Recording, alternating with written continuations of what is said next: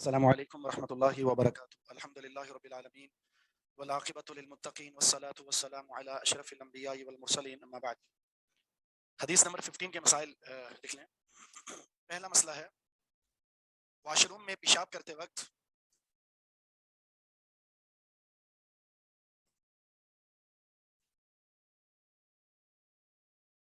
یا استنجا کے وقت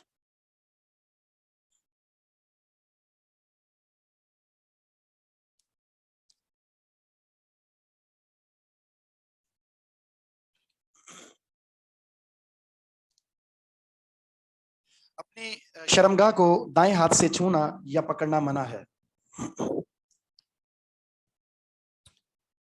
واش روم میں پیشاب کرتے وقت یا استنجا کرتے وقت اپنے مخصوص پارٹس کو کر دیں یا شرمگاہ کو کہہ دیں ہاتھ لگانا یا پکڑنا منع ہے دائیں ہاتھ سے. رائٹ.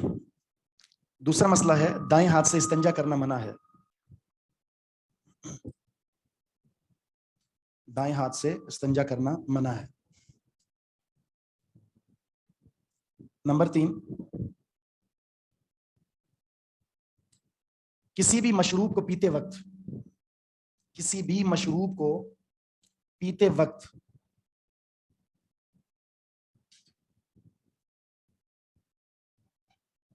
برتن میں سانس لینا منع ہے.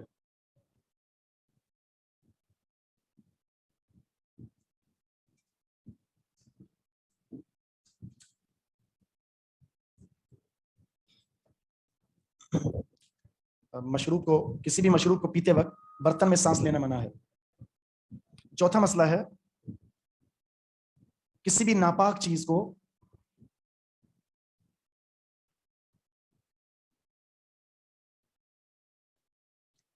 چھونے سے اجتناب کیا جائے.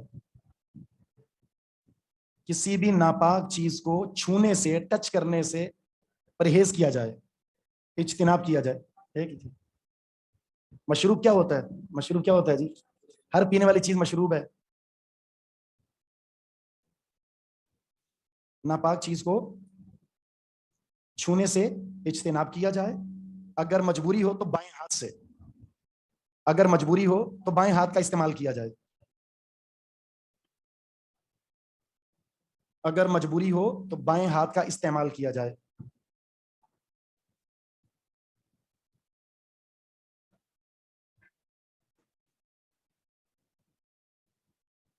نمبر 5، دائیں ہاتھ کو بائیں ہاتھ پر فضیلت حاصل ہے. دائیں ہاتھ کو بائیں ہاتھ پر فضیلت حاصل ہے.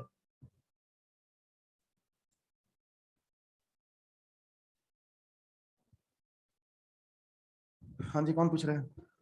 ہاں جی، آپ کے دونوں ہاتھ ہیں نا، رائٹ والا افضل ہے شریعت میں لیفٹ والے سے، اس لیے کہ یہ پاک چیزوں میں استعمال ہوتا ہے.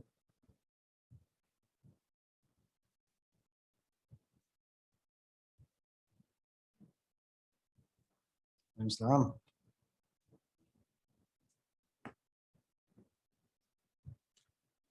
اگلی حدیث 16،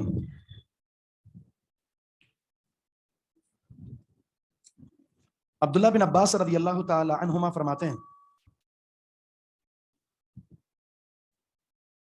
یہ عبداللہ بن عباس رضی اللہ تعالیٰ عنہما، ان کو ایک خصوصیت حاصل ہے. وہ کیا ہے؟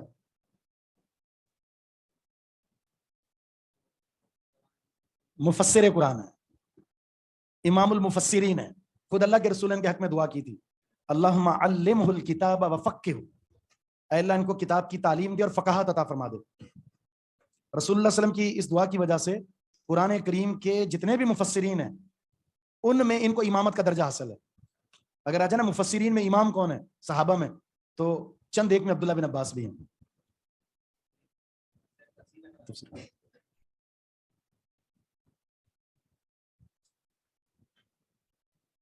تو عبداللہ بن عباس رضی اللہ تعالیٰ عنہ فرماتے ہیں، مر النبی صلی اللہ علیہ وسلم بقبرین، نبی علیہ السلام کا گزر ہوا دو قبروں کے پاس. بڑی اہم حدیث ہے یہ. فقال، آپ نے فرمایا، انہما لا یعذبان، ان دونوں کو عذاب دیا جا رہا ہے. دو قبروں کے پاس سے گزر ہوا، آپ نے فرمایا ان دونوں کو عذاب دیا جا رہا ہے. وما یعذبان فی کبیر، عبداللہ بن عباس کے والد کا نام کیا تھا؟ عبداللہ بیٹے ہیں عباس کے، عبداللہ بن عباس، باپ اور بیٹے دونوں کا نام تو آ گیا. تو آپ نے فرمایا ان دو قبر والوں کا عذاب ہو رہا ہے، وما یعذبان فی کبیر، اور نہیں انہیں عذاب ہو رہا کسی ایسے مسئلے میں جن سے بچنا کوئی بڑی بات نہیں تھی. اب مسائل کی طرف، حدیث کی طرف توجہ دیں، سوالات کو چھوڑیں. جب حدیث پڑھی جا رہی ہو تو حدیث کی طرف توجہ دیں، سوالات بند ہو جائیں. اس کے بعد یہ جو آپ کے پاس ترجمہ لکھا ہوا ہے اور جو ترجمہ میں کر رہا ہوں، فرق ہے اس میں، اور صحیح ترجمہ وہ ہے جو میں کر رہا ہوں. انہما لیعذبان، ان دونوں کو عذاب دیا جا رہا ہے. اور آگے ہے وما یعذبان فی کبیر، انہیں نہیں عذاب دیا جا رہا ایسے مسئلے میں جس سے بچنا کوئی بڑی بات نہیں ہے. ایسے دو مسئلوں میں، ایسے دو معاملات میں جن سے بچنا کوئی بڑی بات نہیں تھی. یعنی ہلکی سی توجہ سے بچ سکتا ہے بندہ، لیکن نہیں بچا، نتیجتاً قبر کا عذاب ہو رہا ہے. یہ معنی نہیں ہے. آپ کے پاس ترجمہ کیا لکھا ہوا؟ ان دونوں کو کسی بڑے جرم میں عذاب نہیں دیا جا رہا، ایسی بات نہیں ہے. کیونکہ اگر قبر میں عذاب دیا جا رہا ہے تو اس کا مطلب بڑا جرم ہے وہ. جی ہاں، جس سے بچنا بڑا عمل نہیں تھا، یہ معنی ہے. جن سے بچنا کو مشکل نہیں تھا، انہیں نہیں عذاب دیا جا رہا کسی ایسے مسئلے میں جس سے بچنا کوئی بڑی بات نہیں تھی، جس سے بچنا کوئی مشکل کام نہیں تھا. یہ ہے صحیح معنی اس کا.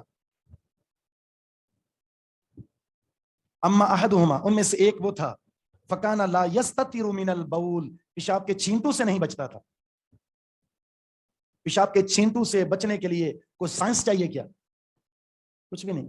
صرف کتنی ہلکی سی توجہ چاہیے، انسان بچ جائے گا. بلکہ ایک حدیث میں رسول اللہ صلی اللہ علیہ وسلم کا فرمان ہے، قبر کے اندر اکثر عذاب پیشاب کے چھینٹوں کی وجہ سے ہوگا. اکثر لوگ جو قبر میں عذاب میں مبتلا ہوں گے، ان کی بنیاد بہت سارے گناہ ہیں، ان میں سے ایک کیا ہے؟ پیشاب کے چھینٹوں سے نہیں بچتا تھا. اس امت میں تو بڑا ہلکا پن کر دیا گیا ہے رسول اللہ صلی اللہ علیہ وسلم کی رحمت، شفقت اور محبت، مودت کی وجہ سے. ورنہ بنی اسرائیل کے لیے تھا، پیشاب کا چھینٹا کپڑے پہ پڑا تو دھونا نہیں ہے، کاٹنے کا حکم تھا. آپ نے لٹھے کا بھی سوٹ پہنا ہے نا، نیا سوٹ پہنا ہے، پیشاب کا چھینٹا پڑا تو کاٹ دیں اس کو. کتنا خوبصورت چمڑے کا آپ نے لباس پہنا ہو، دھل جائے گا، لیکن دھلنا نہیں، کاٹنا ہے. اور اس امت کے لیے تخفیف ہے کہ آپ دھو لیں، کاٹنے کی ضرورت نہیں ہے. وَأَمَّا الْآخَرُ، جہاں تک دوسرے کا معاملہ ہے، فَكَانَ يَمْشِي بِالنَّمِيمَةِ، وہ چلتا پھرتا چغل خور،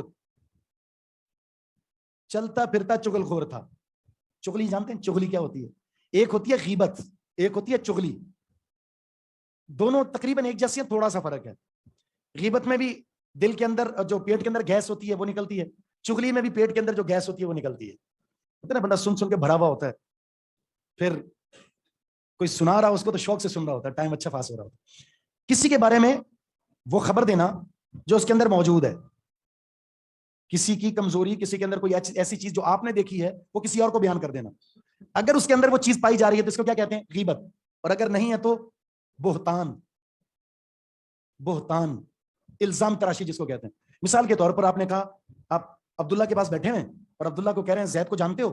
کہتا ہے ہاں، ایک نمبر کا نکما ہے، اس کی عادت ہے چیزیں اٹھانے کی. اس کے پاس جب بھی بیٹھو تو اپنی جیب میں ہاتھ ڈال کے رکھنا، بھائی بہت برا انسان ہے. اب دیکھیں یہ بات جو آپ نے بتائی، یا تو اس میں ہوگی یا نہیں ہوگی. اگر ہے تو یہ کیا ہوا؟ غیبت. غیبت کا مطلب ہے اس کی غیر موجودگی میں اس کے اندر ایک چیز پائی جا رہی ہے، آپ لوگوں کے سامنے شیئر کر رہے ہیں. اگر نہیں ہے تو کیا کیا آپ نے؟ بہتان لگا دیا. یہ تو ہوگی غیبت. چغل خوری میں کیا ہوتا ہے؟ چغل خوری میں یہ ہوتا ہے لڑائی کرانا مقصود ہوتا ہے. زید نے تمہارے بارے میں جو بات کی ہے نا، یا اس کے اندر جو چیز پائی جا رہی ہے اور جو تمہارے بارے میں وہ رائے رکھتا ہے، اگر اس جگہ میں ہوتا تو میں تو اس کو مار دیتا. بعض ہوتا توبہ توبہ استغفر اللہ استغفر اللہ، ایسی بات کی ہے کہ میرے تو رونگٹے کھڑے ہو گئے، میں بتا نہیں سکتا آپ کو. غیبت نہیں، یہ چغل خوری کہلاتی. غیبت میں لڑانا مقصود نہیں ہوتا، چغل خوری میں لڑانا مقصود ہوتا ہے. ادھر بیٹھے آگ لگائی، ادھر بیٹھے آگ لگائی، لڑانا مقصود ہے. فساد لڑانا مقصود ہے. اگر لڑانا مقصود ہے تو یہ چغل خوری ہے. صرف دل کی بڑاس نکالنا مقصود ہے تو یہ غیبت ہے. غیبت ہے.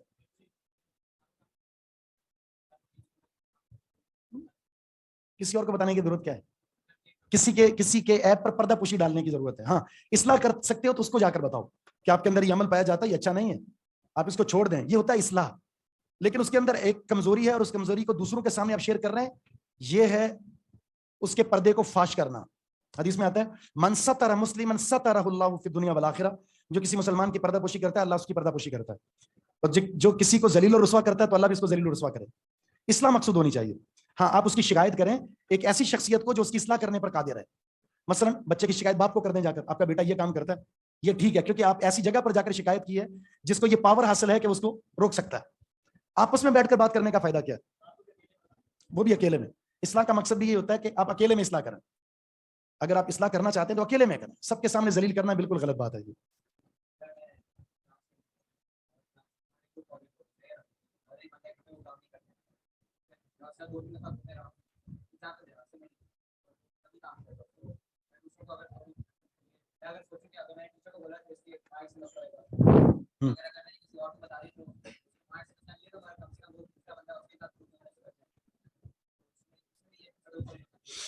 اصلاح اگر مقصود ہے نا اصلاح، تو بات وہ کہتے ہیں کہ اصلاح جو ہوتی ہے وہ تنہائی میں ہوتی ہے۔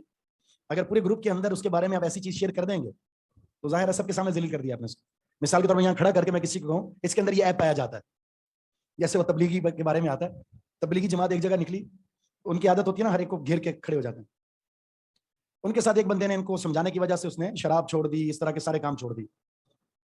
اب ایک علاقے میں آئے، 2-4 آدمی کھڑے ہو گئے، ان کو کہا کہ نماز پڑھو، گناہ چھوڑ دو۔ یہ بندہ دیکھ رہے ہو، یہ شرابی تھا، یہ بدکاری کرتا تھا، سارے دھندے اس نے کیے ہوئے تھے، اس نے سب کچھ چھوڑ دیا اللہ کے، ادھر بھی ذلیل ادھر بھی ذلیل، پورے علاقے میں کہیں نہیں چھوڑا اس۔ بالآخر اس نے کہا یار میں نے جو گناہ کیے تھے میرے اور اللہ کا راستہ، تم نے تو مجھے ہر جگہ ذلیل کر دیا۔ تو یہ طریقہ کار بالکل غلط ہوتا ہے۔ آپ نے کسی کی اصلاح کرنی ہے تو تنہائی میں کریں۔ کسی کے شر سے بچنا ہو یا بچانا ہو تو جائز ہے یہ۔ مثلا ایک شخص ہے کہ اس نے آپ کو ڈھس لیا ہے اور آپ کو پتا ہے کہ دوسروں کو بھی یہ چونا لگائے گا، تو آپ بتا سکتے ہو یار اس سے کاروبار نہیں کرنا، اس کے اندر یہ کمزوری پائی جاتی ہے، ٹھیک ہے۔ اسی طرح ایک اور مسئلہ رشتوں کے حوالے سے ہوتا ہے۔ کسی نے آپ سے پوچھ لیا آپ کے علاقے میں فلاں لڑکا یا فلاں لڑکی ہے، اس کے بارے میں آپ کی کیا رائے ہے، ہم یہاں رشتہ کرنا چاہتے ہیں، تو آپ صحیح مشورہ دے سکتے ہیں، صحیح رائے بتا سکتے ہیں اس کو، بھائی اس لڑکے میں اور اس لڑکے میں یہ خوبی اور یہ کمزوری ہے۔ مقصد کیا ہونا چاہیے؟ مقصد اصلاح، مقصد خیر خواہی ہے، تو جائز ہے یہ، پھر یہ غیبت نہیں ہے۔ فَأَخَذَ جَرِيرَةً رَطْبَةً، تو نبی الاسلام نے ایک تازہ ٹہنی لی، فَشَقَّهَا نِصْفَيْنِ، اس کے 2 ٹکڑے کر دیے، فَغَرَزَ فِي كُلِّ قَبْرٍ وَاحِدَةٍ، ہر قبر پر ایک ایک ٹہنی آپ نے گاڑ دی، 2 قبروں پر 2 ٹہنیاں گاڑ دی۔ فَقَالُوا يَا رَسُولَ اللَّهِ، صحابہ نے پوچھا اللہ کے رسول، لِمَا فَعَلْتَ هَذَا، آپ نے یہ کیوں کیا؟ آپ نے فرمایا لَعَلَّهُ، شاید کہ يُخَفَّفُ عَنْهُمَا، ان دونوں سے عذاب ہلکا ہو جائے، مَا لَمْ يَيْبَسَا، جب تک یہ دونوں ٹہنیاں خشک نہیں ہوتی۔ درخت دیکھا ہے آپ نے، درخت کیسے ہوتا ہے جی؟ کیسے ہوتا ہے درخت؟ درخت پہ جو ٹہنیاں لگی ہوئی ہوتی ہیں نا، کیا بولیں گے، شاخیں جو ہوتی ہیں جس کو پھول لگے ہوئے ہیں، پھل لگے ہوئے ہیں، جو سائڈ میں بہت سارے پتے لگے ہوئے ہوتے ہیں، یہ دیکھیں ہاں، اس کے جو سائڈ سے نکل رہی ہیں نا، یہ جب بڑی ہو جائیں گی، کھجور کا درخت دیکھا ہے نا آپ نے، جو وہ سائڈ میں نکلے ہوئے ہوتے ہیں اس کو شاخ کہتے ہیں، آپ نے وہ ایک کاٹی، 2 حصے کیے، دونوں قبر پر گاڑ دیے۔ یہ حدیث مکمل ہوئی۔ بہت سارے مسائل ہیں، مسائل کو آپ کے سامنے رکھتے ہیں، پھر مثال میں لکھواتا ہوں، 2-4 بنیادی باتیں آپ کے سامنے کرتا ہوں، اس کے بعد مسائل لکھواتا ہوں آپ جی۔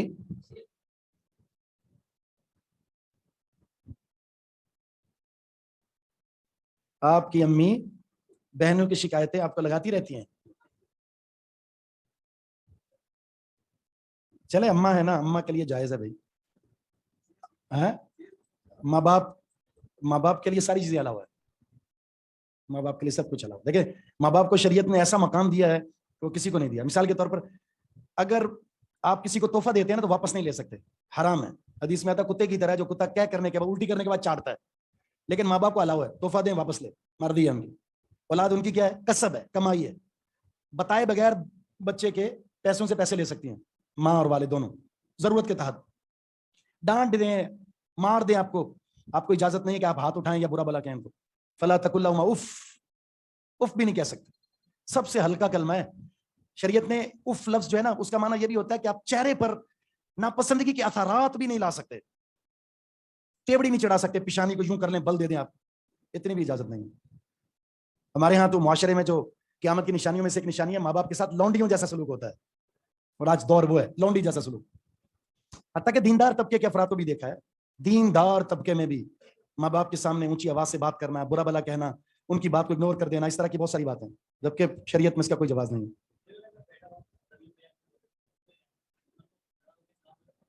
جی والد کا، والد کے تھوڑا سا آگے چل کر استقبال جیسے ہوتا ہے نا، فوراً تو نہیں کھڑے ہونا چاہیے، آپ آگے چل کر سلام کر سکتے ہیں، اس لیے آگے چلیں۔ استقبال نبی علیہ السلام کہا کرتے تھے جب کوئی بڑا صحابی آتا تو صحابہ سے فرماتے تھے کہ تم استقبال کرو آگے، یعنی آگے بڑھ کے سلام کرو یا آگے بڑھ کے استقبال کرو۔ بعض اسکولوں میں جیسے ہوتا ہے سر آئے تو سارے کھڑے ہو گئے، سر بیٹھے تو بیٹھ گئے، یہ تو جائز نہیں ہے شرعن، بالکل غلط ہے۔ استقبال کا طریقہ یہ ہوتا ہے کہ آپ آگے بڑھ کر استقبال کریں، فوراً نہیں کھڑے ہو سکتے۔ بہرحال واپس آئیں اس حدیث کی طرف۔ پہلا مسئلہ جو اہم ہے وہ یہ کہ عذاب قبر برحق ہے۔ پہلے میں آپ کو سمجھا دوں، اس کے بعد اس وقت بہت سارے فتنوں میں سے ایک فتنہ یہ بھی موجود ہے، وہ کہتے ہیں قبر میں کوئی عذاب نہیں ہوتا، منکرین عذاب قبر موجود ہے۔ میں نام نہیں لیتا لیکن ایسے مشہور فرقے موجود ہیں، جبکہ قرآن میں موجود ہے عذاب قبر کا، قرآن میں موجود ہے اور حدیث میں یہ آ گیا۔ فرعون کے بارے میں قرآن میں موجود ہے، صبح شام ان کو عذاب دیا جاتا ہے، صبح شام نظر آتا ہے کسی کو، حالانکہ اس کی جسد جو ہے وہ بطور ایک عبرت کے موجود ہے، لیکن ان اللہ علی کل شیء قدیر، ضروری نہیں ہے کہ جو چیز اللہ تعالیٰ کے نظام ہے وہ آپ کو نظر بھی آئے، اللہ ہر چیز پر قادر ہے۔ قبر کیا ہوتی ہے چیز، آپ بتائیں قبر کس کو کہتے ہیں؟ جی جہاں دفنایا جائے وہ قبر ہے، اور بتائیں قبر کس کو کہتے ہیں؟ مرنے کے بعد انسان جہاں بھی ہے وہ اس کی قبر ہے، سمندر میں ہے، آگ میں جلا دیا گیا ہے، دفن کر دیا گیا، جانور کھا گئے، مرنے کے بعد کی جو زندگی ہے وہ اس کی قبر والی ہے، وہ اس کو دفنایا گیا یا جلایا گیا یا پانی میں ڈوب گیا وہ قبر ہے اس کی۔ ثم اماتہ فاقبرہ، مرنے کے بعد قبر ہے اس کی، وہ برزخی زندگی ہے، اس کا معاملہ اللہ کے سپرد ہے، وَمِن وَرَائِهِم بَرْزَخٌ إِلَىٰ يَوْمِ يُبْعَثُونَ، قیامت تک کی جو زندگی ہے وہ برزخی ہے، وہ قبر میں ہے، وہ جس بھی حالت میں ہے، اب وہاں عذاب ہو رہا ہے اس کو۔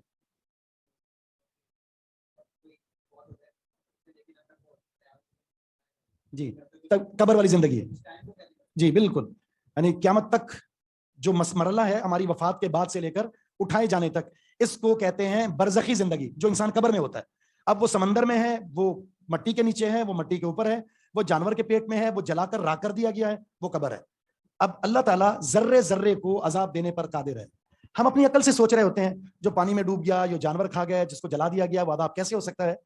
عذاب آپ نے نہیں دینا، نہ آپ کے اختیار میں ہے، جس نے دینا اس کے اختیار میں ہے۔ جسم کو بھی ہوتا ہے، ظاہر ہے، بالکل ہے، جسم کو بھی ہے، روح کو بھی ہے، دونوں کو بھی ہے۔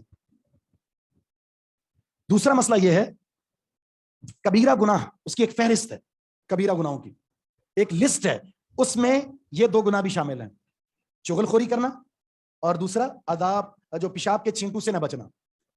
کبیرہ گناہوں کی تعریف میں یہ ہے ہر وہ گناہ کبیرہ ہے جسے شریعت نے کبیرہ کہا ہے یا عذاب قبر کی خبر دی ہے کہ اس کی وجہ سے عذاب قبر ہوگا، تو وہ کبیرہ گناہ بن جاتا ہے، تو یہ کبیرہ گناہ ہے۔ تیسرا ہے مسئلہ کشف کا، کشف، کبھی لفظ سنا ہے کشف؟ جی کشف نہیں سنا آپ نے؟ کشف کا مطلب یہ ہوتا ہے کسی کے سامنے کوئی چیز کھل جائے۔ جی جی جی کشف کا مطلب یہ ہوتا ہے غیبی چیز کا پردہ ہٹ جائے۔ کشف کی کیا حقیقت ہے؟ دیکھیں کشف کی اسلام میں کوئی حقیقت نہیں، یہ نبی کا جو معاملہ ہے نا، یہ اللہ کے ساتھ ہے۔ اللہ تعالیٰ قرآن میں موجود ہے، اللہ تعالیٰ اپنے انبیاء کو غیب کی خبریں بتاتا ہے، تو اللہ تعالیٰ غیب پر اطلاع دیتا ہے اپنی نبی کو بذریعہ وحی۔ نبی کے اپنے اختیار میں بھی نہیں ہے غیب کو جاننا، ہے اختیار میں۔ کچھ لوگ کہتے ہیں نبی عالم الغیب ہوتا ہے، کہاں سے ہوتا ہے نبی عالم الغیب؟ اگر نبی عالم الغیب ہوتا تو دیکھیں کسی انسان کی عزت کا مسئلہ سب سے بڑا مسئلہ ہوتا ہے۔ آپ کی سب سے پیاری بیوی کون تھی؟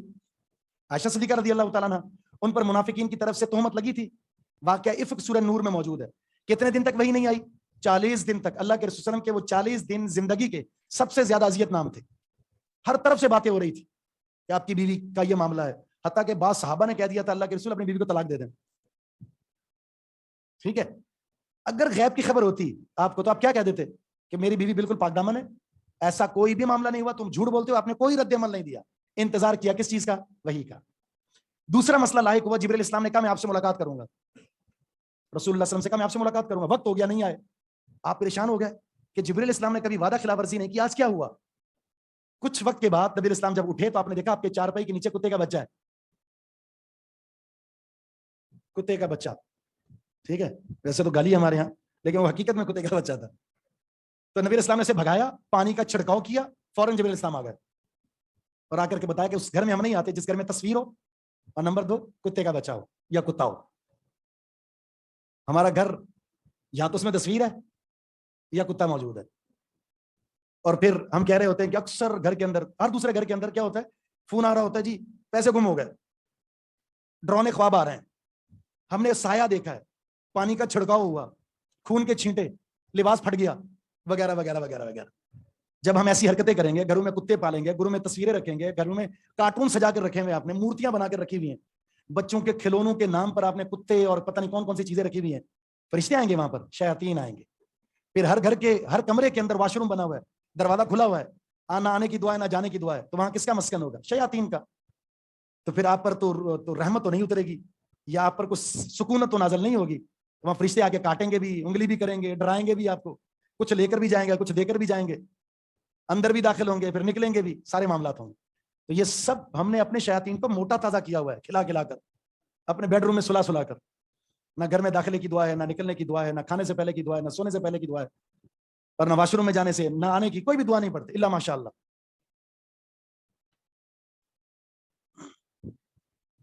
کہاں چلیں گے, کہاں سے بات شروع ہوئی تھی ہماری, جی پیشاب سے, کشف سے بات شروع ہوئی تھی, اور کہاں آ گیا دیکھیں. ایک ہوتا ہے الہام, ایک ہوتا ہے معجزہ. معجزے کا تعلق نبی کے ساتھ ہوتا ہے, اور الہام کا تعلق کسی بھی نیک انسان کے ساتھ ہو سکتا ہے. کچھ لوگ ایسے ہوتے ہیں, بتاتے ہیں کل مجھے لگ رہا ہے کل یہ ہو جائے گا, کچھ ایسی فیلنگ آتی ہے بندے کو, اس کے نیک ہونے کی وجہ سے, اس کے صاحب تقوی ہونے کی وجہ سے, بس اوقات من جانب اللہ, وہ ایسی خبر دیتے تھے ویسے ہو جاتی ہے. اس کو الہام کہتے ہیں. الہام اور معجزہ کسی کے اختیار میں نہیں ہے, نبی کے اپنے اختیار میں نہیں ہے معجزہ دکھانا, اللہ کے اذن کا انتظار ہوتا ہے. تو جب نبی اپنی مرضی سے معجزہ ظاہر نہیں کر سکتا, تو ولی اللہ اپنی مرضی سے الہام بھی پیش نہیں کر سکتا. ہاں, وحی کی روشنی میں اس امت کے ایک فرد کے بارے میں بتایا گیا ہے کہ میری امت میں اگر کوئی ملہم ہے جس کو الہام ہوتا ہے, تو وہ کون ہے, عمر بن خطاب رضی اللہ تعالیٰ. اس کا مطلب اللہ تعالیٰ کی طرف سے ان کو پیشگی اطلاع دے دی جاتی تھی. یہی وجہ ہے کہ قرآن کریم کے اکثر مقامات ایسے ہیں جو عمر رضی اللہ تعالیٰ کی رائے کے مطابق اترے ہیں. اس لیے ایک حدیث میں آتا ہے کہ قرآن تو رسول اللہ صلی اللہ علیہ وسلم پر اترا ہے, لیکن اکثر مقامات عمر بن خطاب کی رائے کے مطابق اترے ہیں. وہ کہتے تھے اللہ کے رسول یوں ہو جائے, آیت اتر جاتی تھی. اے اللہ کے رسول یوں ہو جائے, آیت اتر جاتی تھی. مثلا اللہ کے رسول خواتین کو پردے کا حکم دے دیں, اپنی بیویوں کو پردے کا حکم دے دیں, یہ کہا اگلے دن سورۃ نور کی آیت الحجاب اتر گئی. اے اللہ کے رسول شراب حرام ہو جانی چاہیے, اس سے فساد ہو رہا ہے, شراب کی حرمت کی آیات اترنا شروع ہو گئی. اللہ کے رسول مقام ابراہیم پر اگر 2 رکعت نماز پڑھنے کا حکم دے دیں, آیت اتر گئی, واتخذوا من مقام ابراہیم مصلی. اس طرح بڑے اعزاز کی بات ہے ان کے حق میں. وہ تو اللہ کے رسول کی طرف سے تصدیق شدہ ہے, اس کے علاوہ جو ہے ہو سکتا ہے نہیں بھی ہو سکتا. ہمارے یہاں عجیب تماشا ہے, ہر دوسرے بندے کی کتاب آ رہی ہوتی ہے اس کے کشف کے حوالے سے, کشف. حتیٰ کہ ایک بندہ جو برہنہ گھوم رہا ہے, برہنہ لباس نہیں پہنا ہوا, آپ کو نظر آ رہا ہے ننگا گھوم رہا ہے, اگر آپ بولیں گے اس کیسے بے وقوف انسان ہے ننگا گھوم رہا ہے, تو اس کو ماننے والے پتہ کیا بولیں گے, آپ کو نہیں پتا یہ پہنچا ہوا ہے, یہ نورانی لباس ہے اس کا, وہ آپ کو نظر نہیں آ رہا. سبحان اللہ. ایسے بھی احمق قسم کے لوگ دنیا میں موجود ہیں.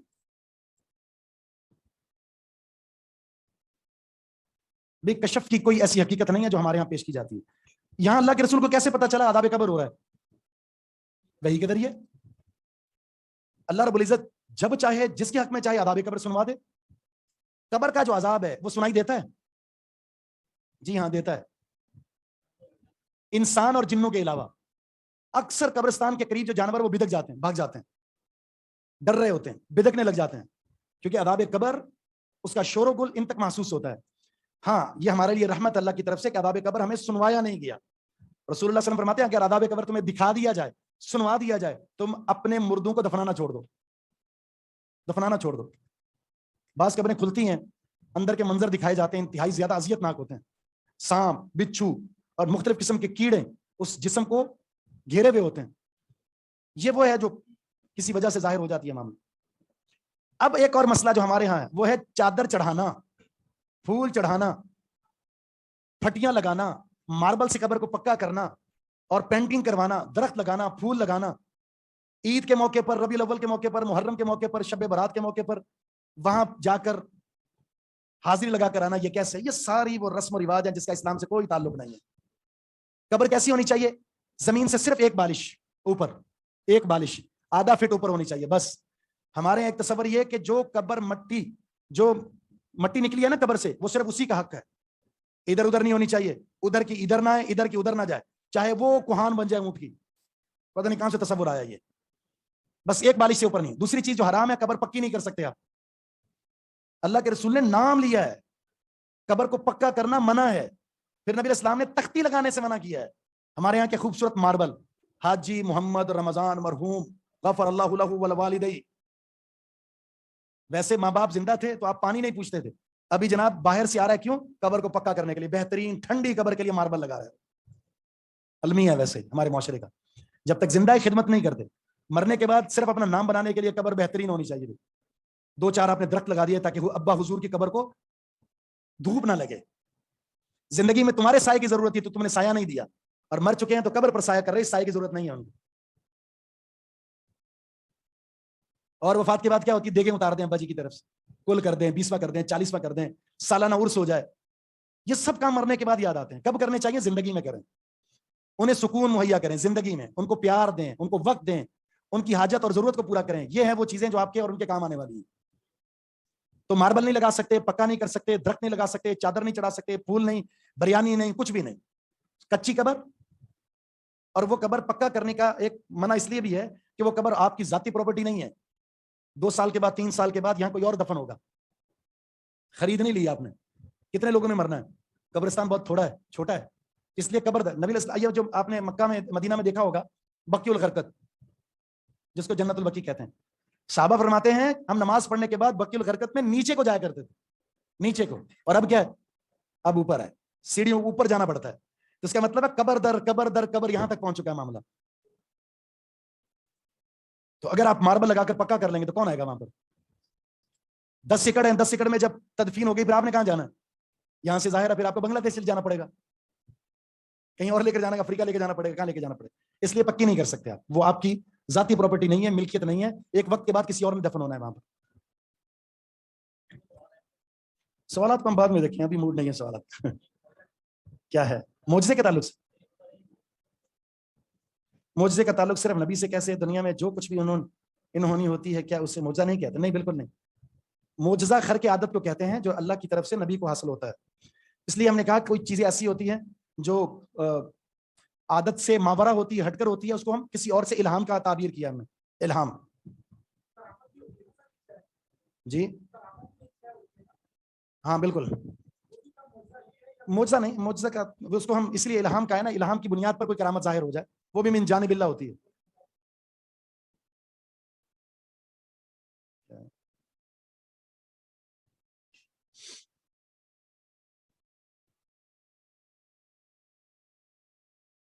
ہاں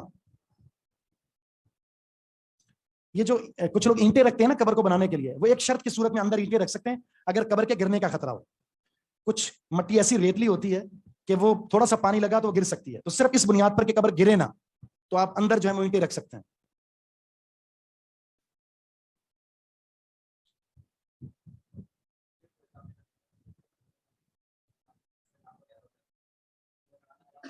بالکل غلط بات ہے. یہ وہ لوگ ہیں جو عذاب قبر کا انکار کرتے ہیں. جی بولیں. نہیں وہ بھی نہیں لگا سکتے, کچھ بھی نہیں لگا سکتے. عارضی کوئی چیز ہے, عارضی کوئی چیز یعنی مستقل نہ لگائیں. کوئی ایک وقتی طور پر کوئی چیز آپ رکھ دیں جو آپ کو, آپ آ رہے ہیں کیونکہ کچھ وقت کے لیے شوق ہوتا ہے بندے کو نا بار بار قبر پر آنا. عید کے دن قبر جانے کا تصور اسلام میں کہاں سے آیا؟ وہ تو خوشی کا دن ہے, خوشی کا دن ہے, تو خوشی کا اظہار کریں. آپ قبرستان جا کر اظہار غم کر رہے ہیں, بالکل باطل بات ہے.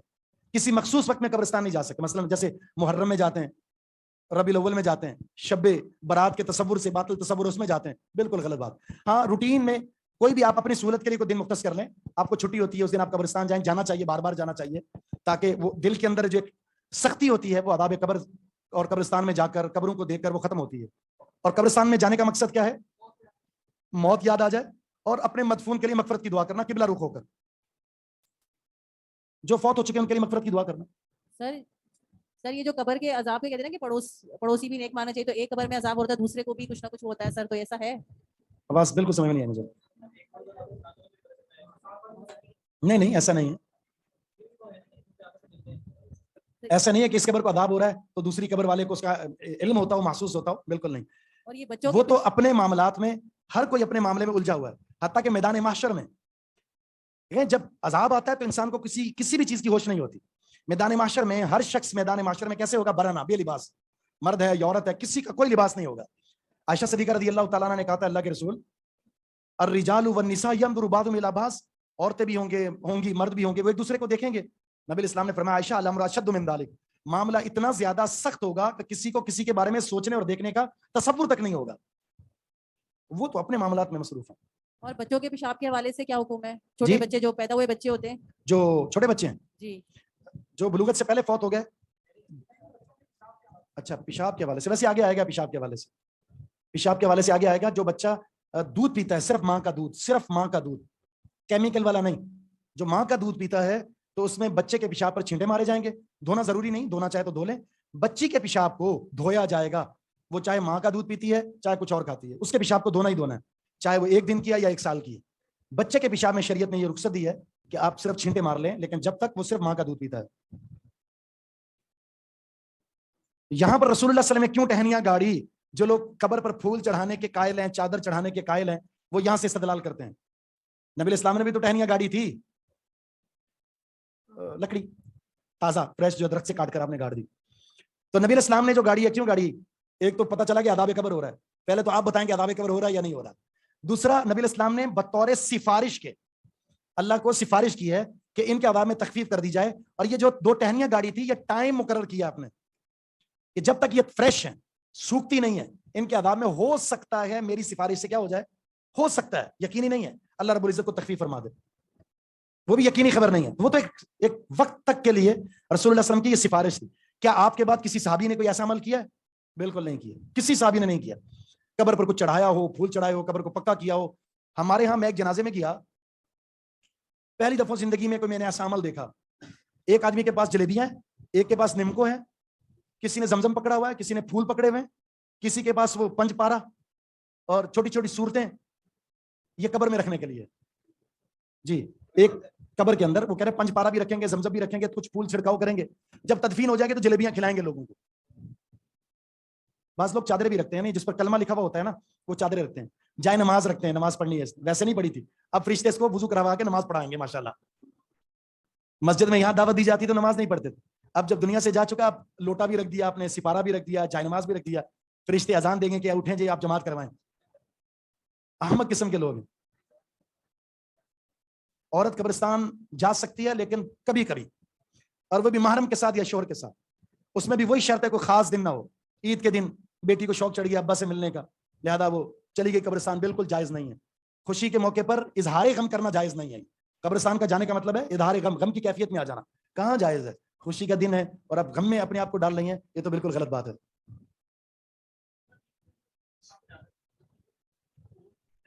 یہی تو رونا رو رہے ہیں ہم کہ جائز نہیں ہے یہ. شیخ ایک سوال پوچھنا تھا آپ سے. کیا؟ نہیں کوئی حدیث نہیں ہے، اسلام کے مزاج کے خلاف ہے. خوشی کے دن میں غمی کبھی نہیں کر سکتے آپ. شیخ ایک سوال پوچھنا تھا آپ سے. قبرستان اب ویسے کوئی دن خاص نہ ہو، اس میں کوئی میلہ، کوئی ایسا خاص بدعت والا دن نہ ہو، آپ جا سکتے ہیں، بالکل جائیں. جیسے ہوتا ہے نا اتوار کو چھٹی ہوتی ہے، چلو میں قبرستان جاؤں، اپنے دل کی کیفیت کو ٹھنڈا کر لوں، تھوڑی نرمی آ جائے، اللہ کا ڈر پیدا ہو جائے، تو آپ ہر اتوار کو جا رہے ہیں تو جائیں، کوئی حرج نہیں ہے اس میں. جمعے کو موقع ملتا ہے چلے جائیں، لیکن کوئی خاص مناسبت نہ ہو. جیسے محرم میں آپ کو نظر آ رہا ہوتا ہے لوگ جا رہے ہوتے ہیں، شب برات میں رات کو ٹولیوں کی شکل میں جا رہے ہوتے ہیں، دیے جلائے ہوئے ہوتے ہیں، پتہ نہیں رسم و رواج ہے. مسائل لکھ لیں ذرا اس حدیث کے.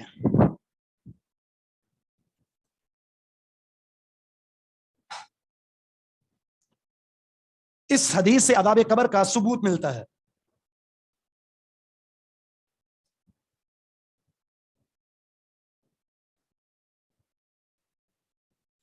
عذاب قبر کا ثبوت ملتا ہے، اور یہ عذاب اسی قبر میں ہوگا جو زمین میں ہے، اور یہ عذاب اسی قبر میں ہے جو زمینی ہے.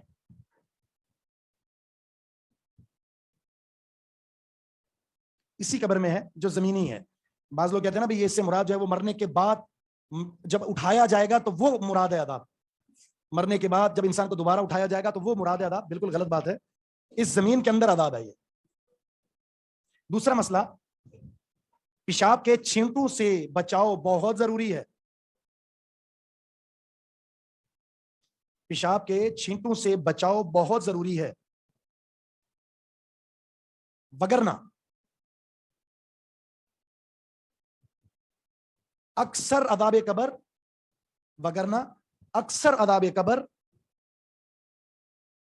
پیشاب کے چھینٹوں کی وجہ سے ہوگا.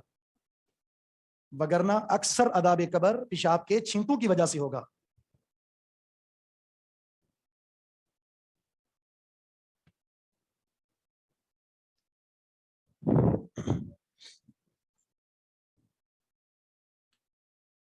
چغل خوری حرام ہے. چغل خوری حرام ہے. یہ عذاب قبر کا سبب بنتی ہے. چغل خوری حرام ہے اور یہ عذاب قبر کا سبب بنتی ہے.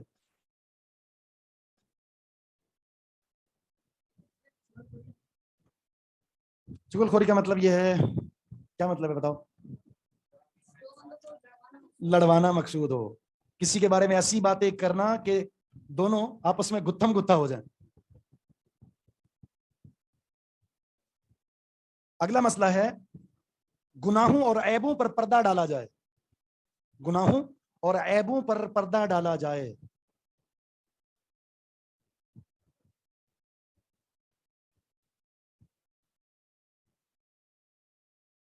اسی لیے نبی علیہ السلام نے ان دو قبر والوں کے نام نہیں بتائے. اسی لیے نبی علیہ السلام نے ان دو قبر والوں کے نام نہیں بتائے. آپ نے یہ تو بتا دیا کہ اس وجہ سے عذاب ہو رہا ہے, لیکن کس کو عذاب ہو رہا ہے یہ نہیں بتایا آپ نے. ورنہ یہ بتا سکتے تھے نا زید کو ہو رہا ہے اور بکر کو ہو رہا ہے یا فلاں کو ہو رہا ہے. نہیں, نبی کو تو اللہ بتا سکتا ہے نا, کہ نبی کے ساتھ خاص.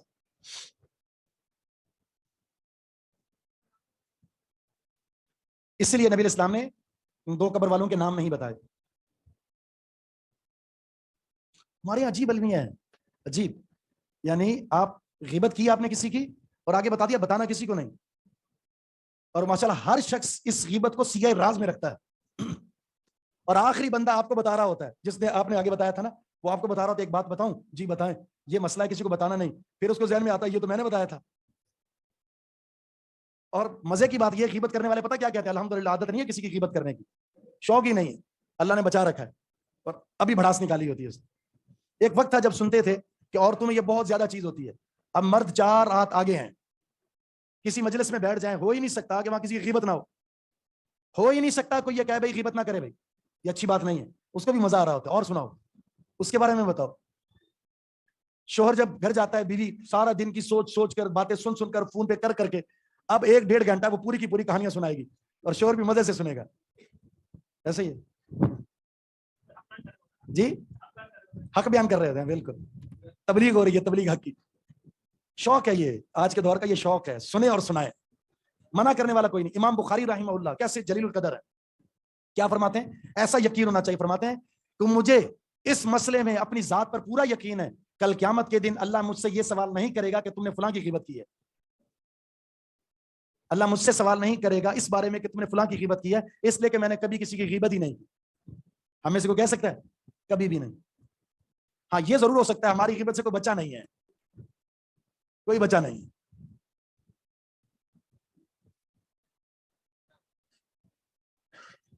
صغیرہ تو نہیں ہے, برحال کبیرہ ہے, یہ عذاب قبر ہے, کبیرہ ہے. اس لیے جس کی غیبت کی ہے اس سے معافی مانگے جا کر, آپ جو اس کی ذات کو نقصان پہنچائے اس کا ازالہ کریں. آپ شیخ ایک سوال پوچھنا تھا. ایک منٹ, یہ 2-3 مسئلے لکھ لیں پھر آپ کے سوال لیتے ہیں. یہ لکھ لیں 1-2 مسئلے. اس حدیث سے قبروں پر پھول, چادر یا کسی اور چیز کے چڑھاوے کا کوئی ثبوت نہیں ملتا.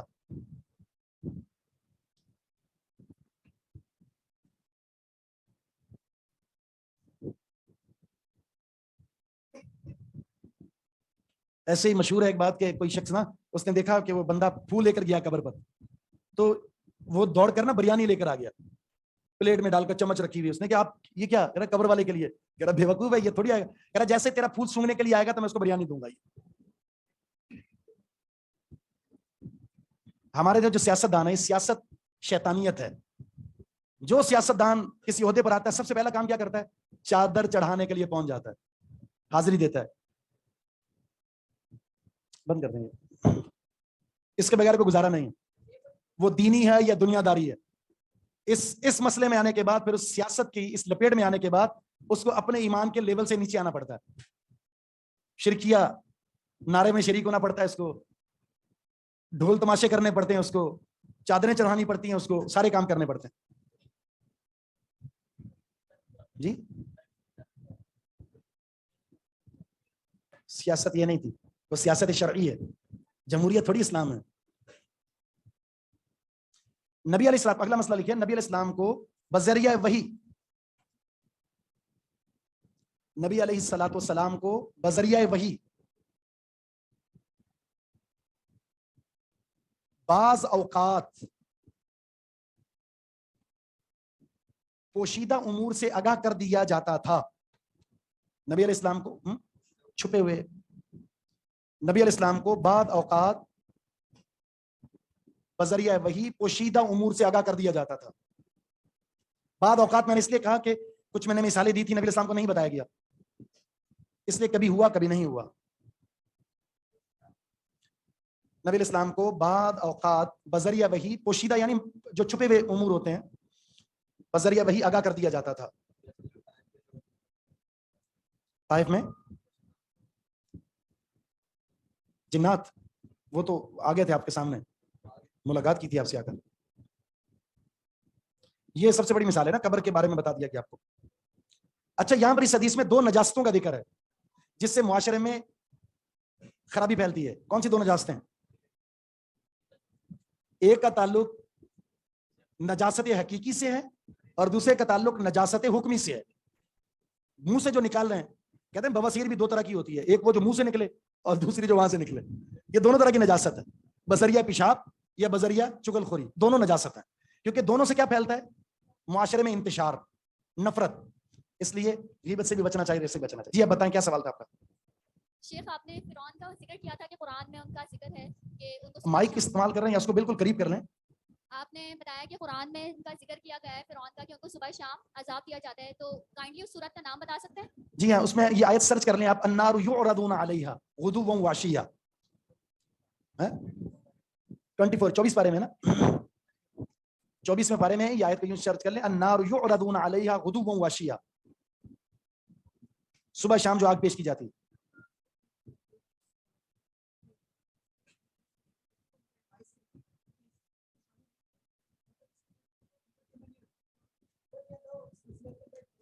میں نے وہی بتایا کہ آپ نے کسی کو شر سے بچانا ہے, اس کے ساتھ خیر خائی کر رہے ہیں, تو آپ بتا سکتے ہیں کہ اس کے اندر یہ خرابی پائی جا رہی ہے. مثلا کوئی رشتہ کر رہا ہے, کوئی کاروبار کر رہا ہے, تو آپ اگر جانتے ہیں کہ واقعتاً اس کے اندر شر ہے تو آپ اطلاع دے سکتے ہیں کہ اس سے بچیں آپ. اور مقصد صرف اصلاح ہو, لڑانا نہ ہو, تو اس میں کوئی حرج نہیں. خیر خائی کا جذبہ ہو, اصلاح کا جذبہ ہو, تو تنہائی میں اس کے بارے میں آگاہ کر دیں, وغیرہ نہیں. جی سورہ مومن ہے, ٹھیک ہے, بالکل, جزاک اللہ خیر. قبر کی طرف نہیں, قبلے کی طرف. قبر کی طرف رک کر کے دعا نہیں ہوگی, قبلے کی طرف رک کر کے دعا ہوگی. سر یہ اگر جیسے عورتیں قبرستان میں جا سکتی ہیں بوقت ضرورت, کبھی کبھار, محرم کے ساتھ یا شور کے ساتھ, لیکن رونا نہیں ہے. رونا دھونا گھر میں, وہاں خاموشی کے ساتھ جائیں گے. جی جب جی پوچھیں, جلدی پوچھیں. سر یہ اگر جیسے قبر دفناتے ہیں اس وقت, اس کے بعد جو ہے وہ قبر کے اوپر بیل لگوا دیتے ہیں, تو وہ لگوانا جائز ہے یا نہیں ہے؟ کیا لگوانا؟ بیل کی بیل ہوتی ہے نا, وہ جو اچھا, پودا, کچھ بھی نہیں, کچھ بھی نہیں, کچھ بھی نہیں, کچھ بھی نہیں, صرف پانی کا چھڑکاؤ کر دیں تاکہ مٹی بیٹھ جائے بس, اس کے بعد روانہ ہو جائیں. اور اگر جو خود ہی نکل آتی ہے؟ جی, اور جو خود ہی نکل آتی ہے کوئی بات نہیں ملے, کوئی بات نہیں, آپ کو ڈھونڈ کے کرنی کیا ہے, ویسے مغفرت کی دعا کریں. اچھا میت کے لیے کیا مغفرت کی دعا کے لیے قبرستان جانا ضروری ہے؟ نہیں. اچھا لوگ کہتے ہیں مر گیا مردود, نہ فاتحہ نہ درود. بھئی وہ تو آپ کرتے ہیں نا کہ آپ جنازے میں سورۃ الفاتحہ نہیں پڑھ رہے, یہ تو آپ کے بارے میں مر گیا مردود, نہ فاتحہ نہ درود.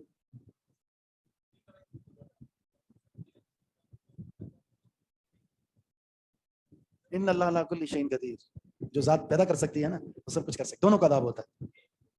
سر یہ جو اتنے سارے لوگ میجورٹی لگاتے ہیں نام کی تختیاں, تو یہ کس اس سے لگاتے ہیں, ان کے پاس ہمارے یہاں اکثریت مشرک ہیں, ہمارے پاکستان میں بر صغیر میں پاک اور ہند میں اکثر مشرک ہیں, اکثر بدعتی ہیں, اکثر شرعی علوم سے ناواقف ہیں, جس کا نتیجہ ہمارے ہاں ہے. آپ دیکھ لیں قبرستان پکی ہے, مزارات بنے ہوئے ہیں اور طواف ہو رہا ہے وہاں, جناب ڈیرے ڈال کر بیٹھے ہوئے, دنیا جہاں کے سارے جرائم وہاں ہو رہے ہیں. کتنی بے حرمتی ہوتی ہے قبروں کی, اور آپ ماشاءاللہ پیسے دے کر ٹکٹ خرید کر آپ مزار پر حاضری دینے کے لیے جا رہے ہوتے ہیں. کراچی والے جاتے کہ نہیں جاتے؟ مزار پر حاضری دینے کے لیے جاتے ہیں. سر یہ نام کی تختی نہ لگانے کے لیے کیا ریزن تھے؟ جیسے لوگ کہتے ہیں کہ ہم نہیں لگائے, تو کیا حدیث کیا ہے؟ میں نے ابھی بتایا کہ یہ آپ کی نہیں ہے قبر, آپ کی ملکیت نہیں ہے. اگر آپ نے اس کو پکا کر لیا تو اس کا مطلب ہے کہ آپ نے یوں سمجھا کہ اس جگہ کو خرید لیا. ایک وقت کے بعد یہاں کوئی دوسرا میت تدفین ہوگی.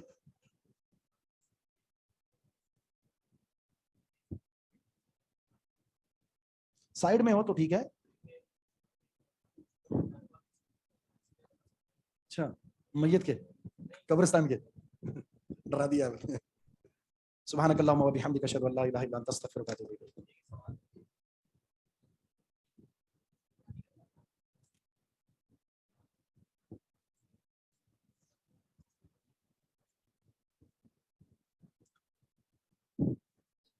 کہاں ہوتا ہے ایسا؟ بس اس بندے کو چاہیے چکر لگا لیا کرے بس. اصل مسئلہ تو ہے نا جو گورکن ہوتا ہے اس سے رابطہ کیا جائے, بس اس کو خرچی دے دی جائے, یہ قبر کی حفاظت کریں آپ. جی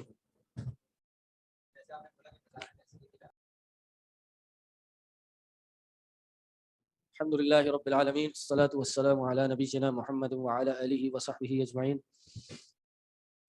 ومن تبعهم بإحسان إلى يوم الدين. رب اشرح لي صدري ويسر لي أمري واحلل عقدة من لساني يفقهوا قولي. فأعوذ بالله السميع العليم من الشيطان الرجيم من حمده ونفخه ونفسه. بسم الله الرحمن الرحيم. السلام عليكم ورحمة الله وبركاته. جی کیا پڑھا تھا ہم نے پچھلی کلاس میں؟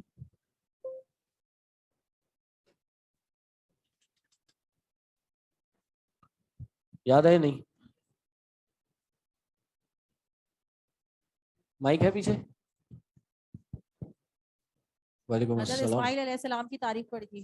حضرت ابراہیم علیہ السلام اور اسماعیل علیہ السلام کی تعریف پڑھی تھی. جی. اور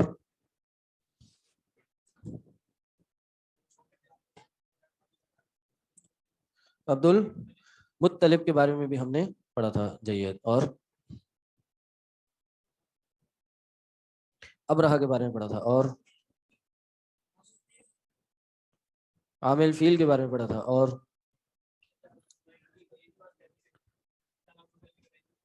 ہاں, اور آخر میں ہم کیا پڑھ رہے تھے؟ آخر میں ہم نے اس کا سبق پڑھا تھا کہ ہمیں کیا سبق حاصل ہوا. جی, ہمیں کیا اسباق حاصل ہوئے ان کی, اس کی یعنی کہانی سے یا سٹوری سے. ایسی ہے یا نہیں؟ حضرت ہاجر کی ہم نے سٹوری پڑھی تھی کہ ان کو حضرت ابراہیم علیہ السلام نے چھوڑا, اور ان کی سٹوری میں سبق کیا ملا ہمیں؟ اللہ پر صبر توکل کا, کرنا. کہ صبر کا رزلٹ یا صبر کا انعام اس دنیا میں لازمی ملتا ہے, مل کر ہی رہتا ہے. اور اس کی اور بھی کئی ہمیں مثالیں ملتی ہیں. اسی طرح ابراہیم علیہ السلام اور اسماعیل علیہ السلام نے کعبہ بنایا, تو کعبہ بناتے ہوئے کیا دعا پڑھ رہے تھے؟ ربنا تقبل منا, اللہ ہم سے قبول کر. تو انسان جتنا ہی عالی مرتبے والا کیوں نہ ہو, جتنا ہی ریلیجس کیوں نہ ہو, عمل جتنا ہی گریٹ کیوں نہ ہو, قبولیت کی بھی دعا کرنی چاہیے. انسان اس کے قبول ہونے کا بھی اللہ سے دعا مانگنے کا محتاج ہے کہ اللہ اس کو قبول کر لے. بس بھائی پہلے سے کر لیں گے, ہماری کلاس ویسی چھوٹی ہوتی ہے, 15 منٹ نماز میں اور اس کے بعد ہمیں 7 منٹ ملیں گے بس. جزاک اللہ. ٹھیک ہے, یہ ہمیں سبق ملا. ایک اور جس چیز کو میں ہائی لائٹ کرنا چاہتا ہوں, بڑی امپورٹنٹ چیز ہے ہمارے لیے سیکھنے کے لیے, وہ کیا ہے کہ ابراہیم علیہ السلام نے جب حضرت ہاجر کو اور اسماعیل علیہ السلام کو مکہ میں چھوڑا تو بہت دور چلے گئے. ان کو چھوڑ کے چلے گئے تو وہ ان کی آنکھوں سے اوجھل ہو گئے, یعنی اتنا دور چلے گئے کہ اب نظر نہیں آ رہے, جانے لگے. تو پھر اللہ سے ایک دعا کی. کیا دعا کی؟ ہاں کیا دعا کی تھی؟ ربنا انی اسکنت من ذریتی, اے اللہ میں اپنی ذریت کو, اپنی فیملی کو چھوڑ کے جا رہا ہوں बिवादिन गैर ज़ी ज़रअ, ऐसे वादी में जो गैर ज़ी ज़रअ है। गैर ज़ी ज़रअ से मुराद जिधर कोई खेती बाड़ी नहीं होती, बैरन लैंड है, उधर कोई फल नहीं उगते, उधर कोई ना बंदा ना आदम की जात, कुछ भी नहीं है। अल्लाह मैं अपनी इसको फैमिली को छोड़ के जा रहा हूँ इसमें, ऐसी जगह पर, रब्बना लियुकीमुस्सलाह। फिर एक दुआ की थी। अब वो दुआ क्या थी वो बताने से पहले मैं, एक साइकोलॉजिस्ट है बहुत मशहूर, अब्राहम मैस्लो, नाम सुना है? जिन्होंने साइकोलॉजी पढ़ी है, हमने पढ़ी है साइकोलॉजी, लेकिन वैसे इनके बारे में पढ़ा होगा, ये इकोनॉमिक्स वगैरह में भी इनका जिक्र आता है। तो इनका एक बहुत बहुत मशहूर कॉन्सेप्ट है अब्राहम मैस्लो का, यही नाम है ना, अब्राहम मैस्लो। इनका एक बहुत मशहूर कॉन्सेप्ट है Maslow's hierarchy of needs, Maslow's hierarchy of needs.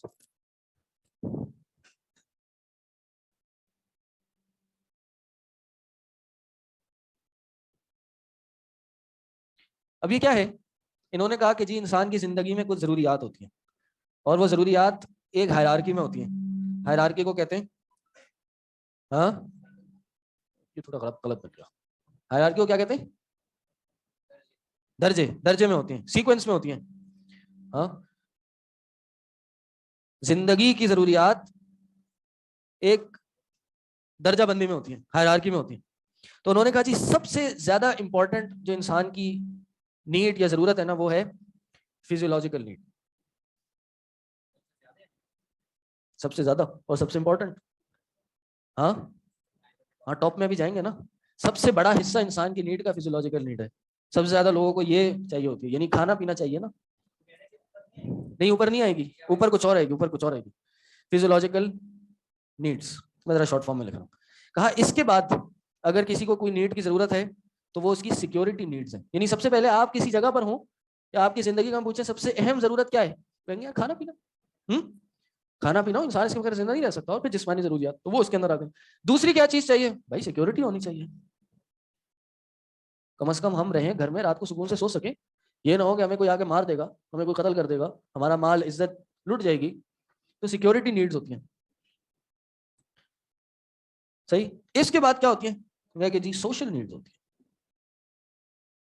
अभी सही पढ़ा रहा हूँ मैं भाई, मेरी राइटिंग ना बहुत खूबसूरत है, थोड़ा सा बर्दाश्त करनी पड़ेगी। और आज पता नहीं और ज्यादा अच्छी हो रही है, क्या हो गया मुझे समझ नहीं आ रहा।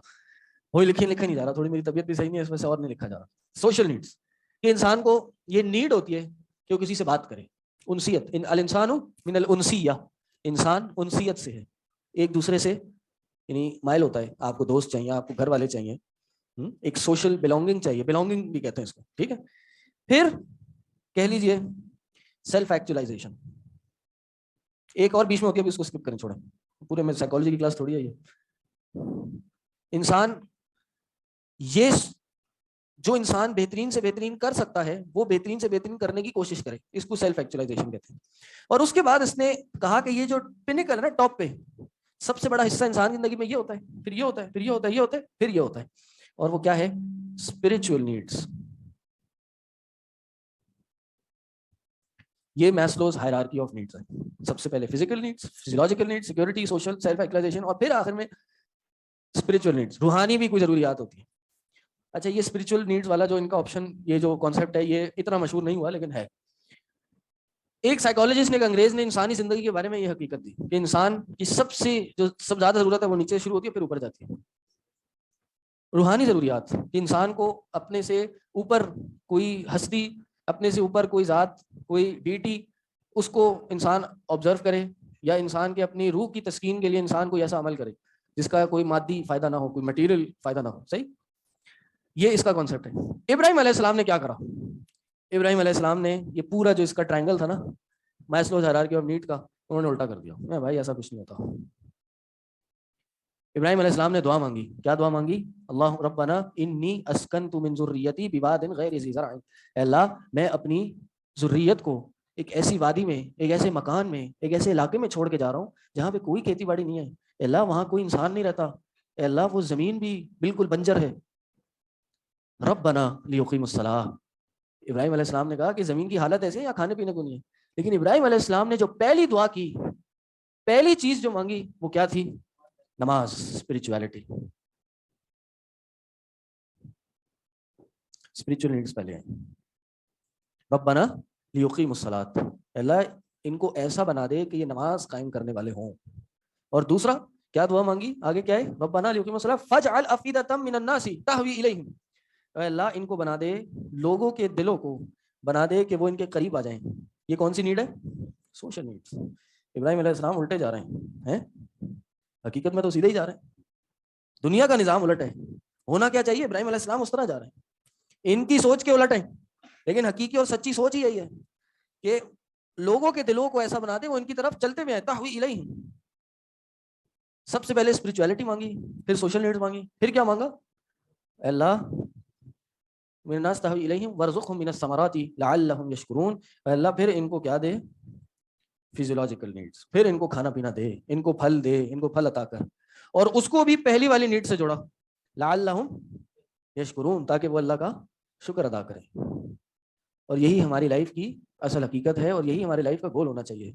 لائف کا فرسٹ اینڈ فارموسٹ گول یہ پیٹ نہیں ہونا چاہیے, لوگ نہیں ہونے چاہیے, بلکہ یہ اسپرچویلٹی ہونی چاہیے.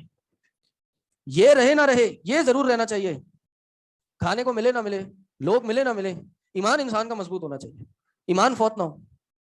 امام ابن قیم کا ایک مشہور قول ہے, کہتے ہیں کہ ایک بستی کو, ایک ایسے علاقے والوں کو زیادہ ضرورت ہوتی ہے ایک عالم کی ایک ڈاکٹر سے زیادہ ضرورت ہوتی ہے. ایک عالم کی ایک ڈاکٹر سے زیادہ ضرورت ہوتی ہے. کہا کیوں؟ کہا اس لیے کہ ایک عالم جو ہے یا ڈاکٹر جو ہے, ایک طبیب جو ہے, وہ لوگوں کے جسمانی بیماریوں کا علاج کرتا ہے. اور جسمانی بیماریاں کبھی کبھار خود بھی صحیح ہو جاتی ہیں, یا بعض اوقات ڈاکٹر ہو بھی تب بھی انسان کے اگر قسمت میں, نصیب میں اس بیماری کے رزلٹ میں موت لکھی ہے تو انسان تو ویسے ہی مر جائے گا نا. چاہے دنیا کا بڑے سے بڑا ڈاکٹر ہی کیوں نہ اس کا علاج کر لے, بڑے سے بڑے ہاسپٹل میں کیوں نہ ایڈمٹ ہو جائے, انسان نے پاس ہونا ہے وہ پاس ہو جائے گا. لیکن اگر ایک علاقے میں کوئی عالم نہ ہو, کوئی دائی نہ ہو, مبلغ نہ ہو, مربی نہ ہو, لوگوں کی تربیت کرنے والا نہ ہو, ایمان سدھارنے والا نہ ہو, تو پھر اگر موت ہوگی تو موت انسان کے ایمان کی موت ہوگی. جسمانی موت تو وقتی طور پہ ہر کسی کو آنی ہے, لیکن اگر ایمان فوت ہو گیا نا, انسان کا ایمان ختم ہو گیا, تو پھر انسان کا کچھ نہیں ہو سکتا ہے. دنیا میں بھی خسارہ ہے اور آخرت میں ابد و آباد کا خسارہ ہے, ہمیشہ ہمیشہ کے لیے جہنم میں جا سکتا ہے انسان. تو اس دنیا میں اگر انسان کو سب سے پہلے اگر کسی چیز کی فکر کرنی چاہیے تو اپنے ایمان کی فکر کرنی چاہیے. یوم لا ينفع مال ولا بنون, کہ جس دن نہ مال کام آئے گا نہ اولاد کام آئے گی. جس دن نہ مال کام آئے گا نہ اولاد کام آئے گی, الا من اتى الله بقلب سلیم, سوائے اس کے کہ جو قلب سلیم, صاف دل, گناہوں سے پاک دل اللہ کے پاس لے کے آئے گا, وہ اس کو فائدہ دے گا. یہ ایک میسج ہے جو میں سمجھتا ہوں کہ ہم سب کو اپنی لائف میں بھی اپنانا چاہیے, کہ یہ جو دعا ہے ابراہیم علیہ السلام کی یہ بڑی امپورٹنٹ ہے.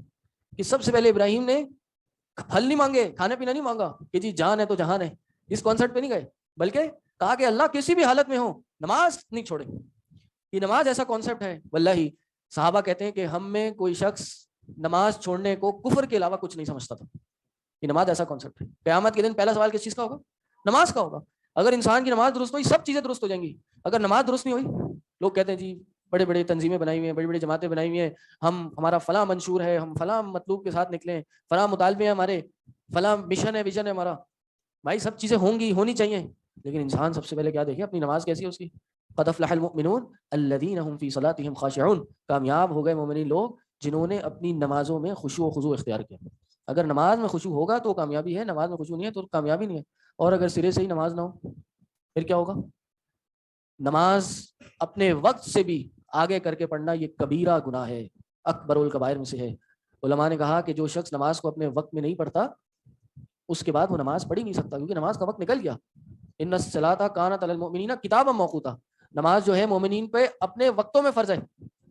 جیسے حج محرم میں نہیں ہو سکتا, رمضان کے روزے ربیع الاول میں نہیں رکھے جا سکتے, اسی طرح نماز بھی اپنے وقت میں نہیں پڑھی جا سکتی. نماز اپنے وقت کے علاوہ نہیں پڑھی جا سکتی.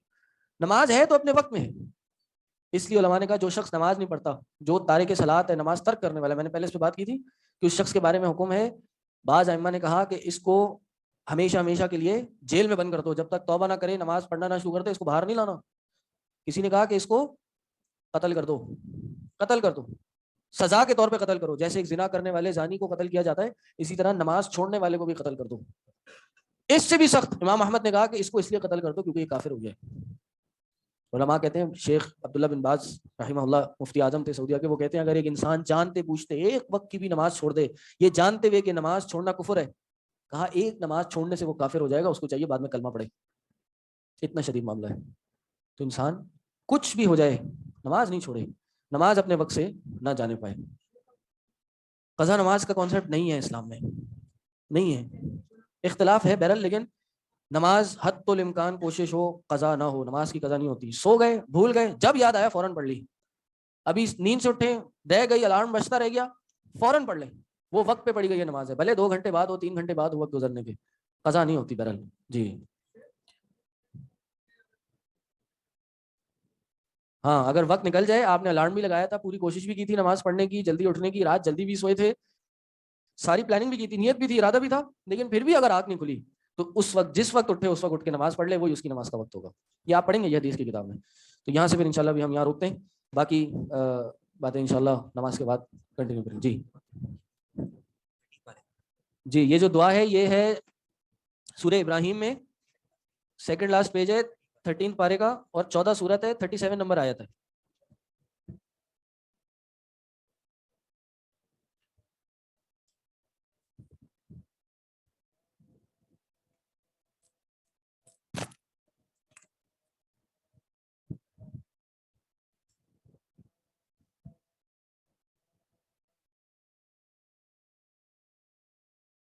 چلیں جی, ہو گیا بھائی. ہیلو,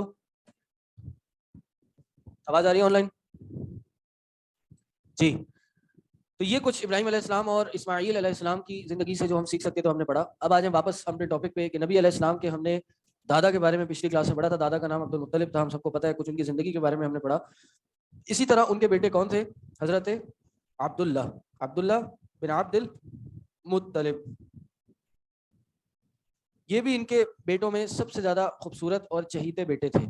انہوں نے اللہ سے دعا کی تھی, ایک نظر مانی تھی کہ اللہ اگر میرے, کیا نظر مانی تھی یاد ہے؟ کتنے؟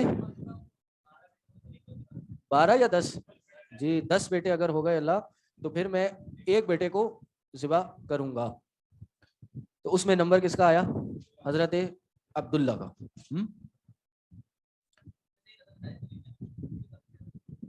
جائز تو نہیں ہے بہرحال. تو انہوں نے جب ان کو بیٹا ہو گئے, تقریباً یہ 10 بیٹے ہو گئے, تو انہوں نے اپنی نظر پوری کرنے کی کوشش کی کہ اب اپنے بیٹے کو ذبح کریں. اس لیے ان کا نام ذبیح لکھا جاتا ہے. ان کا ایک نام ذبیح بھی ہے. اللہ کے نبی صلی اللہ علیہ وسلم نے کہا کہ میں 2 ذبیحوں کی اولاد میں سے ہوں. 2 ذبیح کون؟ ایک تو حضرت اسماعیل علیہ السلام کہ جن کو بھی ان کے والد ذبح کرنے کے لیے گئے تھے, لیکن وہ پھر معجزہ ہو گیا اور وہاں پر اللہ نے ایک مینڈا دے دیا اور پھر اس کو ذبح کیا گیا. اور ایک یہ, لیکن ان کو بھی بچا لیا گیا تھا. اور اس طرح سے ہوا کہ لوگوں نے آ کے اعتراض کیا کہ بھائی یہ کیا کر رہے ہیں آپ یہاں, تو پھر ایک ٹریڈیشن بن جائے گا کہ لوگ اپنی اولادیں یہ نیتیں ماننا شروع کر دیں گے, نظر ماننا شروع کر دیں گے کہ اللہ میں اتنی اولادیں اور آخر والے کو ہم ذبح کر دیں گے. تو نے کہا کہ نہیں آپ یہ نہیں کر سکتے. پھر اس کی ایک لانگ سٹوری ہے, وہ پھر آپ ڈیٹیل میں اپنی کتاب میں پڑھ سکتے کہ وہ ایک نجومیہ خاتون تھی, ان کے پاس گئے. ہاں, کوہانا ایک خاتون تھی, اس کے پاس گئے اور اس کے پاس جا کے اس نے یہ کہا, اس نے ایک حل دیا کہ بھائی اونٹ لیں, اونٹوں کا فدیہ دیں. اور پھر تقریباً 100 اونٹ ہو گئے, تو پھر 100 اونٹ کا فدیہ دیا اور پھر یہ بچ گئے. تو یہ جو ایک جان کے عوض 100 اونٹ کا فدیہ دیا جائے, یا کوئی کسی کو قتل کر دے اور اس کی جو دیت ہے, آپ کو پتہ ہے اسلام میں کوئی کسی کو قتل کر دے تو اس کو اس کے بدلے میں یا تو قتل کیا جائے گا, یا پھر جس کو قتل کیا جائے اس کے گھر والے فدیہ لے سکتے ہیں. فدیہ کہتے ہیں, کیا کہتے ہیں؟ دیت. ہاں آج دماغ نہیں چل رہا میرا. دیت لے سکتے ہیں. اور وہ دیت کیا ہے؟ ایک انسان کی 100 اونٹ.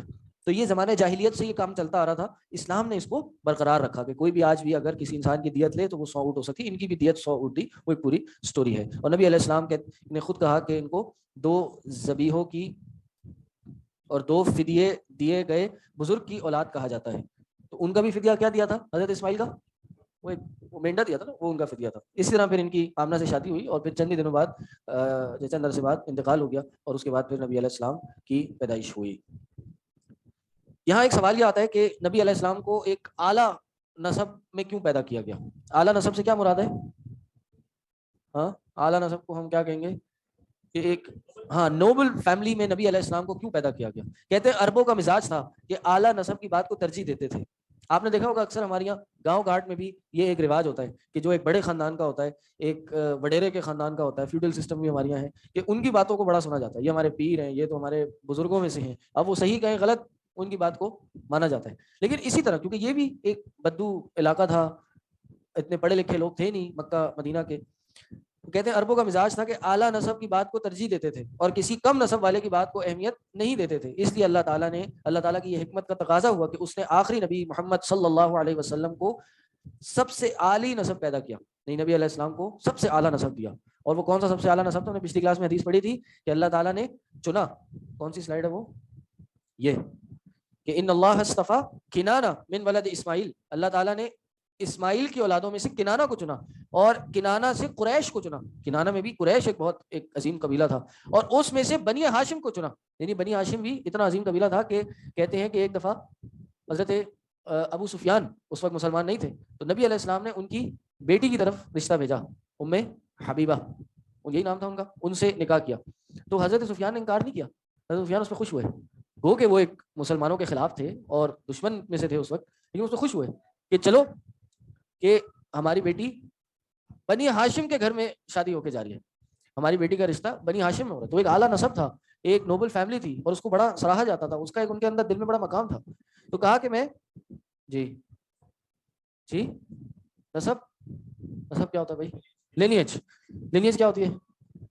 فیملی ٹری, خاندان, دادا باپ دادا, پورا جو ایک خاندان ہے اس کو نسب کہتے ہیں. اور کہا کہ مجھے بنی ہاشم سے قریش کو چنا اور مجھے بنی ہاشم میں سے چنا. تو یہ نبی علیہ السلام کا اعلیٰ نسب تھا, اور نبی علیہ السلام کو اس میں چنا کیونکہ ایسے لوگوں کی بات کو زمانے میں ترجیح دی جاتی تھی.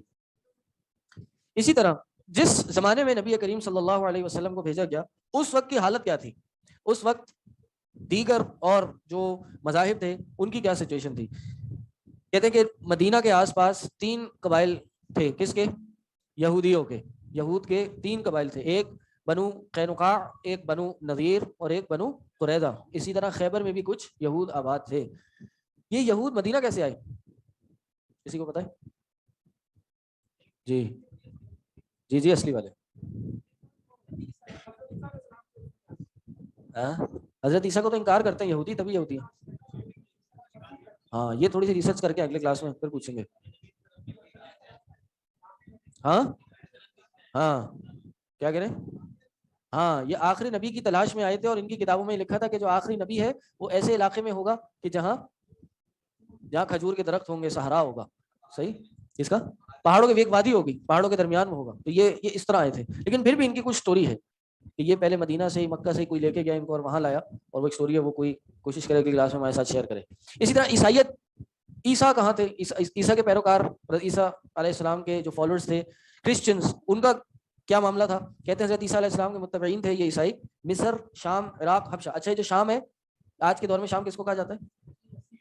جی سیریا کو. لیکن اس زمانے میں شام صرف سیریا نہیں تھا, شام میں جارڈن, فلسطین اور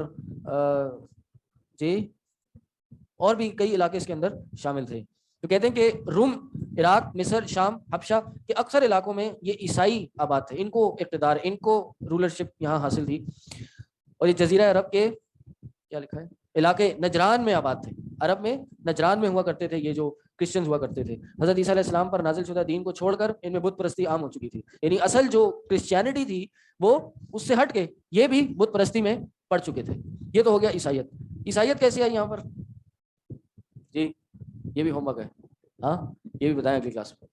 اسی طرح مجوسی کون ہوتے ہیں؟ آگ کی پرستش کرنے والے, آگ کی عبادت کرنے والے. جی پارسی لوگ, پارسی کہیں گے ان کو؟ ہاں نہیں, وہ الگ ہے. ہاں وہ بھی آگ کی پوجا کرتے ہیں. یہ وہی والے ہیں یا نہیں اللہ عالم, یہ مجھے نہیں پتا. مجوسی آگ کی عبادت کرنے والے, جبکہ اس کے علاوہ وہ ستارے, چاند, سورج کی پرستش بھی ان میں پائی جاتی تھی. اور ان کی سب سے بڑی قوت فارس کی سلطنت تھی. یعنی روم تھی اس وقت کی بڑی سلطنت, اور ایک فارس کی سلطنت تھی. روم میں کون تھے؟ کرسچنز تھے, اور فارس میں کون تھے؟ یہ مجوسی تھے. یہ ہو گئے آپ کے مجوسی. پھر بچتے ہیں کون؟ روم اور فارس کی سلطنتیں. روم جیسے کہا نا, روم عیسائیت کی طرف نسبت کرنے والے, روم کرسچنز والے تھے, اور فارس مجوسیت والے تھے. یہاں ایک سوال ہے, روم کو جب شکست ہوئی تو مکہ کے مشرکین کیوں خوش ہوئے؟ یہ بھی کیا ہے، ہوم ورک ہے، تھوڑی ریسرچ کر کے آئیں. یہ کہاں ملے گا؟ سورہ روم کھولیں. سورہ روم قرآن میں ایک سورت ہے، اس کا نام ہے سورہ روم. اس کی شروع کی آیات ہے، ان کی تھوڑی تفسیر پڑھیں، اس میں آپ کو پتہ چل جائے گا. ہاں پریڈکشن تو تھی کہ غلبت الروم فی ادنی الارض وهم ببعد غلبهم سیغلبون، یہ تو پریڈکشن ہے، لیکن یہ ہوا. لیکن اس پہ مکہ مکرمہ کے جو مشرک تھے، نان مسلم جو مشرکین تھے، وہ کیوں اتنا خوش ہوئے؟ کیا وجہ تھی؟ ان کی الائنمنٹ کس کے ساتھ تھی اور وہ کس کے ساتھ اپنے آپ کو جوڑا کرتے تھے؟ یہ آپ نے اگلی کلاس میں پتہ کر کے لانا ہے. اچھا آئے مسلمانوں، اس وقت جو مکہ یا مدینہ کی دینی اور سیاسی حالات تھے ان کے بارے میں جان لیں جلدی سے، پھر اپنی کلاس کو ختم کرتے ہیں. کہہ رہے سیاسی حالت یہ تھی کہ جو مکہ کے لوگ تھے یہ بیت اللہ کے متولی تھے. بیت اللہ کے متولی مطلب گارڈینز آف دی کعبہ، کعبہ کے یہ منتظم تھے، کعبہ کے معاملات دیکھتے تھے، اس کو چلاتے تھے. اور اسی کی وجہ سے ان کو ایک لیڈنگ رول حاصل تھا پورے عرب میں، کیونکہ پورے عرب سے لوگ یہاں پہ آتے تھے، حج کے لیے آتے تھے اور اپنی عبادتیں کیا کرتے تھے یہاں کے. تو ان کے پاس بیت اللہ کی چابی تھی، یہ قریشی تھے اور بیت اللہ کے جو بھی معاملات تھے اس کو چلاتے تھے. کہہ رہے پورے عرب میں قدر کی نگاہ سے دیکھا جاتا تھا، اور ان کا پیشہ تجارت تھا، بزنس کرتے تھے. یہاں سے مال لے جا کے وہاں، وہاں سے لے جا کے یہاں پہ. رحلت الشتاء والصیف، کہ ایک کیراوین جاتا تھا سردیوں میں، ایک کیراوین جاتا تھا گرمیوں میں. اور اسی میں حضرت خدیجہ نے بھی نبی علیہ السلام کو بھیجا تھا، کیونکہ بزنس تھے، خواتین بھی بزنس کرتی تھی، نبی علیہ السلام کو بھی اس پہ بھیجا گیا تھا آنے والے وقتوں میں. تو یہ بھی اس وقت بزنس کرتے تھے، پیسہ وہاں سے بناتے تھے اور کیا کرتے تھے، کعبہ کا ہولڈ ان کے پاس تھا. کہتے ہیں ان کا یہ ماننا یہ تھا کہ جو لوگ فوج شدگان ہیں، جو لوگ فوج شدگان نیک لوگ بتوں کی صورتوں میں ہمارے سامنے ہیں، ان کے نیک اعمال کی بدولت اللہ نے ان کو بھی اختیارات دے رکھے ہیں. یعنی مرنے کے بعد چونکہ یہ نیک لوگ تھے، یہ اچھے متقی پرہیزگار لوگ تھے، ان کی وجہ سے اللہ نے ان کے اعمال کی وجہ سے ان کو کچھ اختیارات دیے رکھے ہیں. اور پھر کیا تھا، جبکہ مکہ کے لوگ عقیدہ آخرت کے بھی منکر تھے، آخرت میں نہیں ایمان لاتے تھے. یہاں پہ ایک کلو ہے جو میں نے شاید پچھلا سوال کیا تھا، اس کا کلو اس بات میں ہے کہ مکہ کے لوگ عقیدہ آخرت کے منکر تھے، جس کی سبب ظلم و زیادتی ان میں بہت زیادہ تھی. آخرت کا جب کانسیپٹ ہی نہیں ہے، جب لائف آفٹر ڈیتھ کا کوئی انڈرسٹینڈنگ ہی نہیں ہے، تو بس بے لگام ہوئے چلے جاؤ، جو کرنا کرو، طاقت ہے جس کی لاٹھی اس کی بھینس. مرنا ہی نہیں ہے، قبر میں جب جانا ہی نہیں ہے، آخرت میں اللہ کے سامنے کھڑا ہی نہیں ہونا، کون پوچھے کیا حساب دینا، کیا ہمیں سزا جزا ملنی، کچھ نہیں. بس جو دل میں آ رہا ہے کری چلے جاؤ، مظلوم کو دبائی چلے جاؤ، جو بیچارہ غریب ہے اس کو اور تنگ کیے چلے جاؤ. یہ سارے کام یہ کرتے تھے. اور دینی حالت کیا تھی کہ دین، یہ جو مکہ تھا، میں نے آپ کو بتایا تھا کہ اس زمانے کے جو مشرک تھے، یہ عقیدے کی کلاس میں بتایا تھا کہ اس زمانے کے مشرک تھے، وہ کون سی توحید کا اقرار کرتے تھے؟ کس کا اقرار کرتے تھے؟ کس کو مانتے تھے؟ الوہیت کو مانتے تھے یا نہیں مانتے تھے؟ کس کا اقرار کرتے تھے؟ ربوبیت کا. اللہ کو رب مانتے تھے. کیوں رب بھی کیوں مانتے تھے؟ خالق مالک رازق بھی کیوں مانتے تھے؟ کیونکہ ابراہیم علیہ السلام کے فالوورز تھے. یہ ابراہیم علیہ السلام کا دین کچھ نہ کچھ ان کے دماغ کے کسی کونے کے گوشے میں ضرور تھا کہ اس کائنات کو بنانے والا، چلانے والا، پالنے والا، زندہ سے مردہ، مردے سے زندہ کرنے والا، آسمان سے رزق دینے والا اللہ ہی ہے. لیکن اللہ کی عبادت نہیں کرتے تھے. اور جب عبادت نہیں کرتے تھے تو ان کی حالت یہ تھی کہ یہ تین کام کرتے تھے. ان کے عقیدے میں تین چیزیں تھیں. نمبر 1، یہ بت اپنے بتوں کے بارے میں عقیدہ رکھتے تھے کہ یہ بت اللہ کے ہاں ہمارے سفارشی ہیں، کہ ہماری سفارش کریں گے اللہ کے ہاں. ہا اولائی شفعاؤنا عند اللہ. جی جی عقیدہ آخرت کے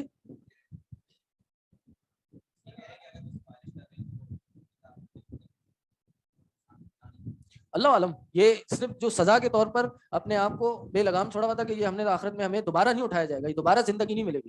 لیکن یہ بھی عقیدہ تھا کہ بھائی ہمارے اللہ کے یہاں سفارش کریں گے، اس کی وجہ سے ہماری دنیا درست ہو جائے گی، کم از کم دنیا کے معاملات ضرور درست ہوں گے. ہا اولائی شفعاؤنا عند اللہ، یہ ہمارے سفارشی ہیں. کہ چلو اگر کہیں، اصل میں عقیدہ یہ تھا، سوال آپ کا صحیح ہے کہ اگر ہم اٹھا بھی لیے گئے، اگر آخرت ہو بھی گئی تو بھائی یہ ہماری سفارش کر دیں گے وہاں پر، صحیح. اور اسی طرح یہ ہمیں اللہ کے قریب کر دیں گے. یقربون الی اللہ زلفا، کہ یہ جو بت ہیں ہمارے، یہ ہمیں اللہ کے قریب کرتے ہیں. قریب کرنا، یقربون الی اللہ زلفا، قریب کرتے ہیں، قریب کرنا، زلف مطلب قریب کرنا. اور اسی طرح ہم ان کے نام کو نظر نیاز اور قربانی کریں گے تو اللہ ہم سے راضی ہوگا. یہ تینوں عقیدے ان کے اس زمانے میں موجود تھے. اور بدقسمتی سے آج بھی بہت سارے لوگوں کے یہ عقیدے، نام تو مسلمان ہیں، کلمہ تو لا الہ الا اللہ پڑھتے ہیں، لیکن حقیقت کیا ہے کہ یہی عقیدہ ہے. بلکہ ان کا عقیدہ تو شاید تھوڑا بہتر ہے، ان کا عقیدہ تھوڑا بہتر ہے کہ یہ سفارشی ہے، دینے والا اللہ ہے. یہ اللہ کے قریب کریں گے ہمیں تو اللہ ہمیں عطا کرے گا. نظر نیاز ہم ان کی کریں گے، اللہ خوش ہوگا. آج کا مشرک تو اس سے بھی بدتر ہے. آج کا مشرک ان کے لیے عبادت کرتا ہے، ان کے لیے نظر نیاز قربانی کرتا ہے انہی کو خوش کرنے کے لیے، انہی کو راضی کرنے کے لیے، اور اس کا عقیدہ ہے کہ یہ جو قبر میں فلاں شخص مدفون ہے، فلاں بزرگ فلاں ولی اللہ مدفون ہے، یہی ہماری مشکلوں کو آسان کرے گا، یہی ہمارے معاملات کو بگاڑے گا، یہی ہمیں اولاد عطا کرے گا، یہی آسمان سے بارش برسائے گا۔ آج کا مشرک تو اور بدتر ہے۔ اس لیے ہمیں بھی کم از کم، میں نے کہا نا، توحید پڑھنے کی ضرورت ہے، اور اس کے بعد لوگوں تک یہ توحید پہنچانے کی ضرورت ہے۔ وہ کہ بھائی وہ زمانے کے تو لوگ تھے مشرک، یہ آئے تھے ہم پہ کیوں فٹ کر رہے ہیں؟ بھائی ہم فٹ کر کے فتوے نہیں لگا رہے، لیکن یہ کام وہی کام آپ وہ کر رہے ہیں جو اس زمانے میں کیا کرتے تھے۔ بلکہ اس زمانے کے لوگ، قرآن کی آیت ہے کہ جب پریشانی ہوتی تھی تو اللہ کو پکارتے تھے اپنی خوشی میں، اور جب پریشانی نہیں ہوتی تھی تو اپنے بتوں کے پاس جاتے تھے، لیکن جیسی پریشانی ہوتی تھی پریشانی میں بھی اللہ کو پکارتے تھے۔ لیکن آج کا مشرک کیا کرتا ہے؟ آج کا مشرک پریشانی ہو خوشی ہو سب میں غیر اللہ کو پکارتا ہے، قبرستان جاتا ہے، مزارات پہ جاتا ہے، ڈوریاں باندھتا ہے، تالے باندھتا ہے، چادریں چڑھاتا ہے، ان کے سامنے نظر نیاز کرتا ہے، انہی مزار کے باہر لنگر بٹ رہا ہے، چرسی چپراسی وہاں بیٹھے ہوئے، اور جنہوں نے کئی مہینوں سے نہانے کی ان کو سعادت نصیب نہیں ہوئی، ان کے قریب ایک صاف ستھرا آدمی جاتے ہوئے بھی 10 بار سوچے، ان کو کھلا کے سمجھتے ہیں کہ ہم نے بہت بڑی عبادت کر لی۔ کبھی آپ کو ویڈیوز دکھائیں گے کہ لوگ کیسے کیسے خدرے کے لال شہباز قلندر کا جا کے حج کرتے ہیں، وہ ایک گندا پانی کا کنواں ہے، گٹر کا پانی بھی شاید صاف ہوگا، وہ جو کالا پانی ہے اس کے اندر لوگ اس کے اندر جا کے نہاتے ہیں، عقیدہ یہ ہے کہ یہاں نہانے سے ہمارے گناہ دھل جائیں گے، اور وہ مزار میں اچھل کود ہو رہا ہے، ڈانس ہو رہا ہے، عورتیں مرد سب مکس ہو کے ڈانس کر رہے ہیں، یہ جی رقص ہو رہا ہے، اور یہ عرس منایا جا رہا ہے۔ یہاں تو میں سمجھتا ہوں پھر بھی کچھ بہتر معاملہ تھا اس زمانے میں، آج کا معاملہ تو بہت برا ہے، اللہ بچائے ان سب چیزوں سے۔ یہاں ہم اپنی کلاس کو سٹاپ کریں گے، کوئی سوال ہو تو جلدی سے پوچھ سکتے ہیں۔ جی سر اس وقت خانہ کعبہ میں بت تھے کیا؟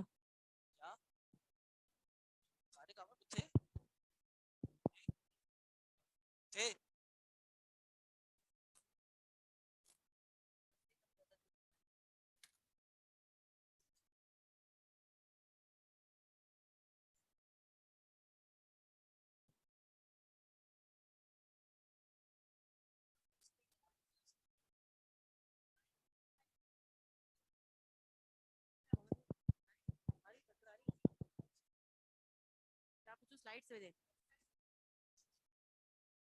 سر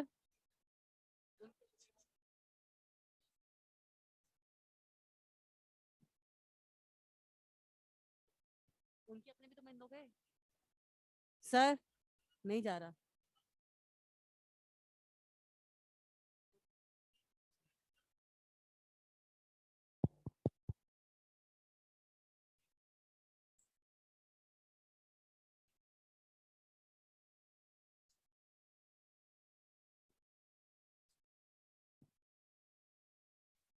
سر واٹس ایپ پہ سلائڈس آئیں گے کیا؟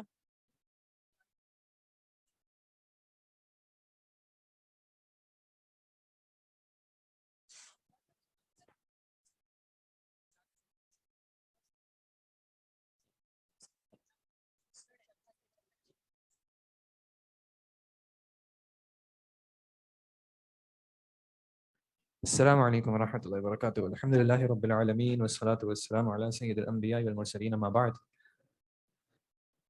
جی جناب، آج کے قاری کون ہیں؟ جناب مائک لے لیں۔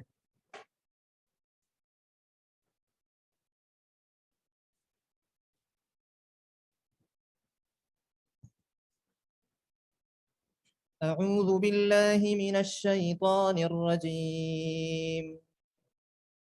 للذين أحسنوا الحسنى وزيادة ولا يرهق وجوههم قتر ولا ذلة أولئك أصحاب الجنة هم فيها خالدون.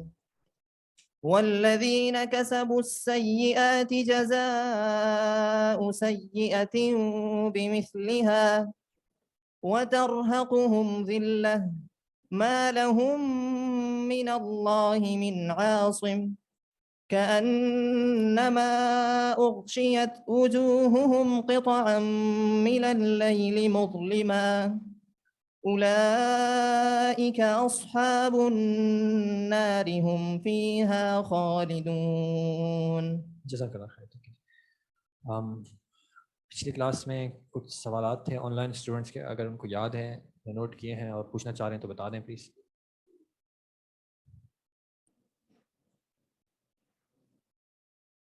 جی بھائی ترجمے کی کوشش کیا ماشاء اللہ، ویسے آپ لوگ کر لیتے ہیں. جی بھائی ترجمہ. للذین احسنوا الحسنى وزیادہ.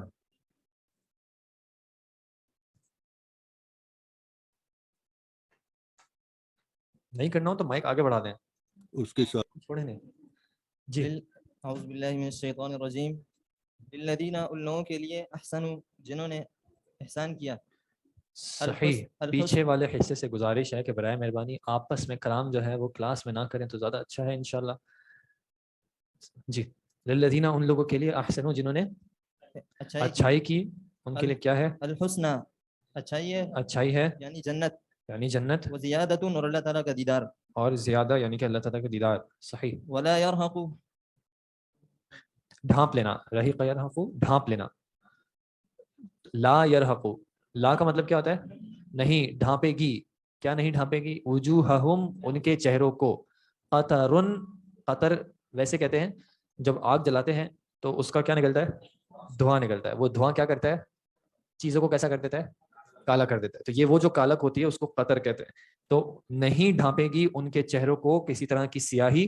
ولا ذلت، ذلت تو اردو میں بھی سنا ہے، ٹھیک ہے، عزت کا اپوزٹ جو کنسیڈر کیا جاتا ہے، ذلیل کرنا یا ذلت، رسوائی. اولئک دوز، یا یہ لوگ ہیں، کون ہیں؟ اصحاب الجنتی، جنت والے ہیں. ہم فیہا، ہم وہ، فیہا اس میں ہیں، خالدون ہمیشہ رہنے والے. صحیح. للذین احسنوا الحسنى وزیادہ، وہ لوگ جنہوں نے اچھائی کی یا جنہوں نے احسان کیا، ان کے لیے الحسنہ ہے، بہترین بدلہ ہے، وزیادہ اور ایڈیشنل بھی ہے، مزید بھی ہے. اس حسنہ کی تفسیر ایک تو جنت سے بھی کی جاتی ہے اور دوسرے اچھے بدلے سے بھی کی جاتی ہے کہ انسان جب کوئی نیک عمل کرتا ہے تو اس کا بدلہ اس کو اچھا ملتا ہے. وزیادہ، اور زیادہ بھی ہے. یعنی اگر اس تفسیر کو کریں کہ اس کو اس کی اچھائی کا بدلہ ملتا ہے تو زیادہ سے کیا مراد ہوگی؟ یعنی آپ ایک نیکی کرتے ہیں تو آپ کو جزا جو ہے وہ ایک نیکی کی نہیں ملے گی بلکہ زیادہ نیکی کی ملے گی. ٹھیک ہے. اور دوسری جو تفسیر ہے کہ الحسنہ سے مراد جو ہے وہ جنت ہے اور زیادہ سے مراد کیا ہے؟ اللہ تعالیٰ کا دیدار، رؤیت اللہ. ٹھیک ہے جی. ولا یرحق وجوہہم قطر ولا ذلہ، اور ان کے چہروں کو نہ کسی طرح کی سیاہی نہ کسی طرح کی ذلت ڈھانپے گی. یعنی ان کے چہروں پہ کسی طرح کی سیاہی نہیں ہوگی، یعنی کالک پن نہیں ہوگا. کیونکہ قرآن میں ایک اور جگہ پہ اللہ تعالیٰ نے کیا کہا؟ سورۃ القیامہ میں نہیں، سورۃ القیامہ نہیں، سورہ آل عمران میں میرے خیال. وَابْيَضَّتْ وُجُوهُهُمْ، ایک جگہ پہ اسودت وجوہہم، کہاں پہ؟ چوتھے پارے شروع ہوتا ہے وہاں پہ نا جی، چوتھے پارے کے سیکنڈ پیج پہ. یوم تبیض وجوہ وتسود وجوہ، اس دن کچھ چہرے کیسے ہوں گے؟ تبیض سفید ہوں گے اور کچھ چہرے جو ہیں وہ سیاہ ہوں گے. تو اس اعتبار سے ان لوگوں کے چہروں پہ کسی طرح کی سیاہی نہیں ہوگی اور نہ کسی طرح کی ذلت ہوگی، رسوائی ہوگی. بلکہ یہ کون لوگ ہیں؟ اولئک اصحاب الجنہ، یہ جنت والے ہیں. ہم فیہا خالدون، یہ ہمیشہ اس میں رہیں گے. اللہ تعالی ہم سب کو ان لوگوں میں شامل کرے. احسان سے مراد کیا ہوتی ہے؟ ہر چیز کو بہترین انداز سے کرنا. ٹھیک ہے. اور اسی میں جو حدیث جبرائیل ہے کہ جبرائیل علیہ السلام نے آپ صلی اللہ علیہ وسلم سے پوچھا تھا مل احسان ہو، کہ احسان کیا ہے؟ تو آپ صلی اللہ علیہ وسلم نے کیا جواب دیا تھا؟ کہ آپ اللہ تعالیٰ کی عبادت ایسے کرو، ان تعبد اللہ کأنک تراہ، کہ گویا کہ آپ اللہ کو دیکھ رہے ہو. لیکن معاملہ کیا ہے کہ آپ دیکھ تو سکتے نہیں ہو. تو یہ تو کم از کم خیال ہو کہ فَإِن لَمْ تَكُنْ تَرَاهُ فَأَنَّهُ يَرَاكَ فَإِنَّهُ يَرَاكَ، تو بے شک وہ آپ کو دیکھ رہا ہے. یعنی عبادت کو اس اعتبار سے کرنا، اور عبادت چونکہ ہماری پوری زندگی ہے تو پوری زندگی کو اس اعتبار سے گزارنا کہ ہم اللہ کے سامنے ہیں، اللہ ہمیں ہر وقت دیکھ رہا ہے. جی بالکل. احسان کے علاوہ جی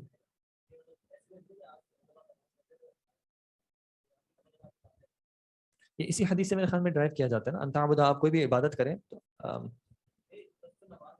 دیکھنا پڑے گا، مجھے پتہ نہیں، ایک حدیث ذہن میں آ رہی ہے لیکن مجھے اس کے الفاظ یاد نہیں آ رہے. وہ تو ہم قبلے کی طرف ویسے بھی کرتے ہیں نا، کیونکہ ورنہ تو اللہ تعالیٰ نے کہا ہے کہ فَأَيْنَمَا تُوَلُّوا فَثَمَّ وَجْهُ اللَّهِ، کہ آپ جدھر بھی ٹرن کریں گے اللہ. صحیح، تھوڑی سی اس کی تفصیل دیکھنی پڑے گی پھر، معذرت. اچھا، ایک حدیث میں آتا ہے جو زیادہ سے مراد جو ہے اللہ تعالیٰ کا دیدار ہے. تو اس میں ایک حدیث میں آتا ہے کہ فَيُكْشَفُ لَهُمُ الْحِجَابُ، کہ آخرت کے دن، قیامت کے دن یا جنت میں جب یہ جائیں گے مومنین تو ان سے جو ہے وہ حجاب جو ہے، وہ پردہ جو اللہ اور مخلوق کے درمیان حائل ہے، اللہ تعالیٰ اس پردے کو ہٹا دیں گے. فَيَنظُرُونَ إِلَيْهِ، تو پھر وہ مومنین جو ہیں، وہ اصحاب الجنہ جو ہیں، وہ اس کی طرف دیکھیں گے. اور اللہ نبی صلی اللہ علیہ وسلم نے کہا کہ ما اعطاہم شیئا، اللہ تعالیٰ نے مخلوق کو کوئی چیز نہیں دی ایسی جو کہ زیادہ محبوب ہو اس مخلوق کو اس نظر سے اور نہ اس کی آنکھوں کی ٹھنڈک کے لیے. یعنی مخلوق کو وہ ایک لمبی طویل حدیث ہے کہ جب مخلوق کو یعنی جو جنت والے ہوں گے ان کو ساری نعمتیں مل جائیں گی تو اللہ ان سے پوچھے گا کیا تم خوش ہو، تمہاری ساری چیزیں پوری ہو گئی، کوئی غم تو نہیں ہے، کیا تمہیں اور کچھ چاہیے؟ تو جنت والے کہیں گے کہ ہمیں یہ تو مل گیا، اب ہمیں اور کیا چاہیے ہوگا. تو پھر اللہ تعالیٰ جو ہے وہ مومنین کو اپنا دیدار عطا کریں گے. اب اللہ تعالیٰ سے دعا کرنی چاہیے. اس حوالے سے آپ کو کوئی دعا ذہن میں آتی ہے اللہ تعالیٰ کی طرف دیکھنے کے اعتبار سے؟ اسألک بوجہک الکریم، وہ تو میں سوال کرتا ہوں آپ چہرے کا واسطہ دیکھیں. اب میرے ذہن میں آ رہے وہ حدیث شاید صحت کے اعتبار سے دیکھنا پڑے گا، لیکن اس طرح کی کلمات ہیں اللہم انا نسألک لذۃ النظر الی وجہک الکریم. اللہ ہم سوال کرتے ہیں آپ سے آپ کے چہرے کی طرف دیکھنے کی لذت کا. اللہ تعالیٰ ہم سب کو جو ہے یہ دیدار عطا کرے. پھر آگے والذین کسبوا السیئات، والذین اس میں واو الگ ہے، الذین الگ ہے. واو کس معنی میں؟ اور الذین وہ لوگ جو یا جنہوں نے کیا کیا، کسبو. کسبو کسب کہتے ہیں کمانے کو، اور یہ واو کس چیز کی علامت ہے آخر میں؟ جمع کے لیے، جمع خاص کر جمع مذکر کے لیے. کسبو ان سب نے کمایا. کیا کمایا؟ السیئات، سیئہ برائی، جنہوں نے برائی کمائی یعنی کہ برے اعمال کیے. جزاء سیئۃ بمثلھا، تو ان کے لیے کیا ہے؟ اسی کے مثل برائی کی جزا ہے. یہ اللہ تعالیٰ کا کیا عدل ہے یا احسان ہے کہ جب انسان نیکی کرتا ہے تو اس کو بڑھ چڑھ کے جو ہے وہ ریوارڈ ملتا ہے، لیکن اگر انسان برائی کرتا ہے تو اس کو اس کی برائی سے زیادہ کی جزا نہیں ملتی. تو بمثلھا اسی کے مثل ہے جو انہوں نے برائی کی. وترہقہم ذلہ. جی ترہقو کا کیا مطلب ہوگا؟ اوپر ٹھا جانا یا ڈھانپ لینا. اوپر تھا نا لا یرہقو، تو یہاں پہ کیا ہے؟ ترہقو. ٹھیک ہے کہ ان کو ڈھانپ لے گی، ان کے اوپر چھا جائے گی. کون چھا جائے گی؟ ذلتن، ذلت چھا جائے گی. ما لہم من اللہ من عاصم، ما نہیں ہے لہم ان کے لیے من اللہ اللہ سے، من عاصم، عاصم بچانے والا، حافظ حفاظت کرنے والا. ٹھیک ہے، کوئی ان کو اس دن جو ہے وہ اللہ سے بچانے والا نہیں ہے. کأنما گویا کہ ایسا لگتا ہے کہ اغشیت، یا ایسا لگے گا کہ اغشیت، غشیہ یغشا کا مطلب ہوتا ہے ڈھانپ لینا. اغشیت ڈھانپ لے گی، وجوہہم ان کے چہروں کو کیا ڈھانپ لے گی؟ قطعا. قطعہ اردو میں بھی کہتے ہیں. قطعہ کس چیز کو کہتے ہیں؟ ٹکڑا. ٹھیک ہے، قطعتن ٹکڑا. قطعن ٹکڑا، من اللیل رات میں سے. کس اعتبار سے؟ مظلمن تاریکی یا اندھیرے کے اعتبار سے. اولئک وہ لوگ ہیں اصحاب النار آگ والے، ہم فیہا خالدون وہ اس میں ہمیشہ رہنے والے ہیں. اللہم اجرنا من النار. ظلم سے، ظلمات اندھیرے کو بھی، ظلمات اندھیرے کے لیے استعمال بھی ہوتا ہے. یہاں پہ لیل کا اعتبار ہے تو پھر جی کس طریقے سے؟ تو پھر لیل کا ذکر کرنے کا کیا مقصد ہو؟ ویسے ٹھیک ہے نہیں، ظلمات جو ہے وہ ظلم اندھیرے کے معنی میں بھی ہوتا ہے، اور وہ دوسرا جو ہم نے ظلم لکھا تھا اس معنی میں.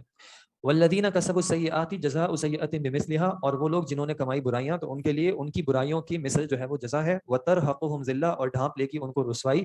ما لہم من اللہ من عاصم، نہیں ہے ان کے لیے اللہ سے کوئی بچانے والا. کأنما اغشیت وجوہہم قطعا من اللیل مظلما، گویا کہ ڈھانپ لیا ہے ان کے چہروں کو رات کی تاریکی نے یا اس کے کچھ حصے نے. یہ آگ والے ہیں اور وہ اس میں ہمیشہ رہیں گے. ویوم، وا الگ ہے. ان لوگوں کی کریکٹرسٹک یہاں پہ سیئات کرنے والا کہا ہے، اور پھر مختلف جگہوں پہ جو ہے وہ سیئات والے بتائے ہیں کہ کون کون لوگ ہیں، کہ کس کس طرح کی سیئات، برائی، نیک اعمال کے اپوزٹ برے اعمال. اب یہ برے اعمال کس کس طرح کے ہیں؟ ایک طریقہ یہ بھی ہے کہ ہر جگہ پہ جہاں پہ مومنین کی صفات بتائی ہوئی ہوں اس کا آپ اپوزٹ سمجھ لیں. ٹھیک ہے، مثال کے طور پہ قد افلح المؤمنون، مومنین کامیاب ہو گئے. کون ہیں وہ لوگ؟ الذین هم فی صلاتہم خاشعون، اپنی نمازوں میں خشوع اختیار کرنے والے. تو جو نماز نہیں پڑھتے وہ اس کیٹیگری سے باہر، وہ برائی والے ہو گئے. للزکاۃ فاعلون، زکوٰۃ ادا کرنے والے ہیں یا اپنے نفسوں کو پاک کرنے والے ہیں. جو یہ کام نہیں کرتے وہ برائی کرنے والے ہیں. تو اس طرح جو جو چیزیں مومنین کی صفات بیان کی ہیں، ویسے اصحاب الجنہ کی صفات بھی ہیں، بیان کی گئی ہیں، تو وہ بھی مختلف جگہوں پہ آتی جائیں گی انشاءاللہ. بالکل اللہ تعالیٰ معاف کر دیں گے. اللہ تعالیٰ جب ایک انسان برائی کرتا ہے، ایک برائی ہے جو اللہ تعالیٰ نے کہہ دیا ہے کہ میں معاف نہیں کروں گا. وہ اللہ تعالیٰ نے کہہ دیا ہے کہ اگر انسان نے اپنی زندگی میں مرنے سے پہلے توبہ نہیں کی اس گناہ کی تو یہ گناہ کبھی معاف نہیں کرے گا اللہ، اور وہ ہے شرک. اس کے علاوہ جو بھی گناہ ہے اگر اس گناہ کے پیچھے انسان کے ایمان کی سپورٹ ہے، یعنی وہ اسلام والا ہے، ایمان والا ہے، تو وہ اللہ سے یہ امید رکھ سکتا ہے کہ اللہ مجھے معاف کر دے گا. ٹھیک ہے، اللہ ہر گناہ کو معاف کر سکتا ہے، لیکن ضروری نہیں ہے کہ معاف کرے گا. انسان ہے نا کہ ایمان جو ہے خوف اور امید کی درمیانی کیفیت کا نام ہے، کہ یہ خوف بھی ہو کہ کہیں اللہ تعالیٰ میرے گناہ کو مجھ پہ پکڑ نہ لے، لیکن یہ امید بھی ہو کہ میرے جو گناہ ہوئے ہوں گے اللہ تعالیٰ ان کو معاف کر دے گا. لیکن معافی کے کچھ پہلو ہیں جو اللہ تعالیٰ نے بتایا کہ دنیا میں کر لو تو یہ معافی آسان ہے. ایک اس گناہ کو چھوڑ دو، اس سے توبہ کر لو، اس کی طرف واپس پلٹنے کی چاہت نہ رکھو، یا عہد کرو کہ اس کی طرف واپس نہیں پلٹو گے، تو صرف یہ نہیں کہ اللہ معاف کر دے گا، بلکہ کیا کرے گا، اس گناہ کو نیکی میں تبدیل کر دے گا. ٹھیک ہے، لیکن اگر انسان توبہ نہیں بھی کرتا کسی گناہ سے، پھر بھی ایک امید ہے کہ اللہ چاہے تو اللہ اس گناہ کو بھی معاف کر سکتا ہے. لیکن اللہ تعالیٰ نے وعدہ نہیں کیا کہ ہر گناہ کو معاف کرے گا، کہ یہ نہیں کہ انسان یہ امید رکھے یا مطلب ہر گناہ بھی کرتا رہے اور یہ بھی پختہ وہ رکھے کہ چلو معافی تو ہوتی رہے گی نا. کیونکہ اگر یہ پہلو ہوتا تو سب سے پہلے صحابہ میں یہ پہلو دکھتا ہمیں کہ وہ گناہ کرتے جاتے اور ہمیں یہ دعوت دے کے جاتے یا یہ سمجھا کے جاتے کہ اللہ تو معاف کر دے گا.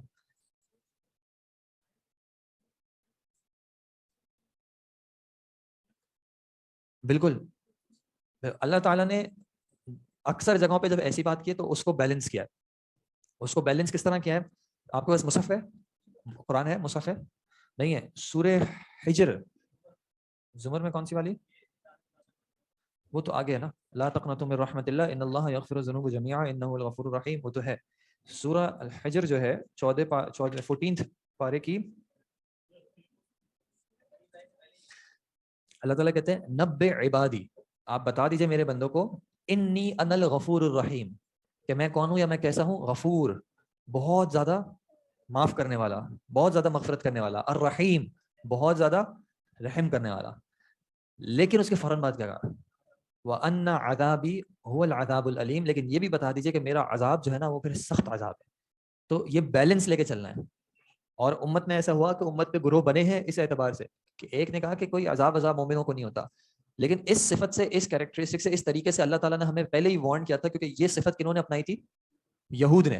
کفار تو ایک علاوہ یہود نے یہ صفت اپنائی تھی کہ ان کا کیا ماننا تھا کہ ہم تو نحن ابناء اللہ، ہم تو اللہ کے بیٹے، ہم تو اللہ کے محبوب ہیں، ہمیں آگ چھوئے گی ہی نہیں. اگر چھوئے گی بھی تو کچھ اسپیسیفک ڈیز ہیں ان میں چھوئے گی، پھر ہم معاف کر دیے جائیں گے یا ہم بخشے بخشائیں.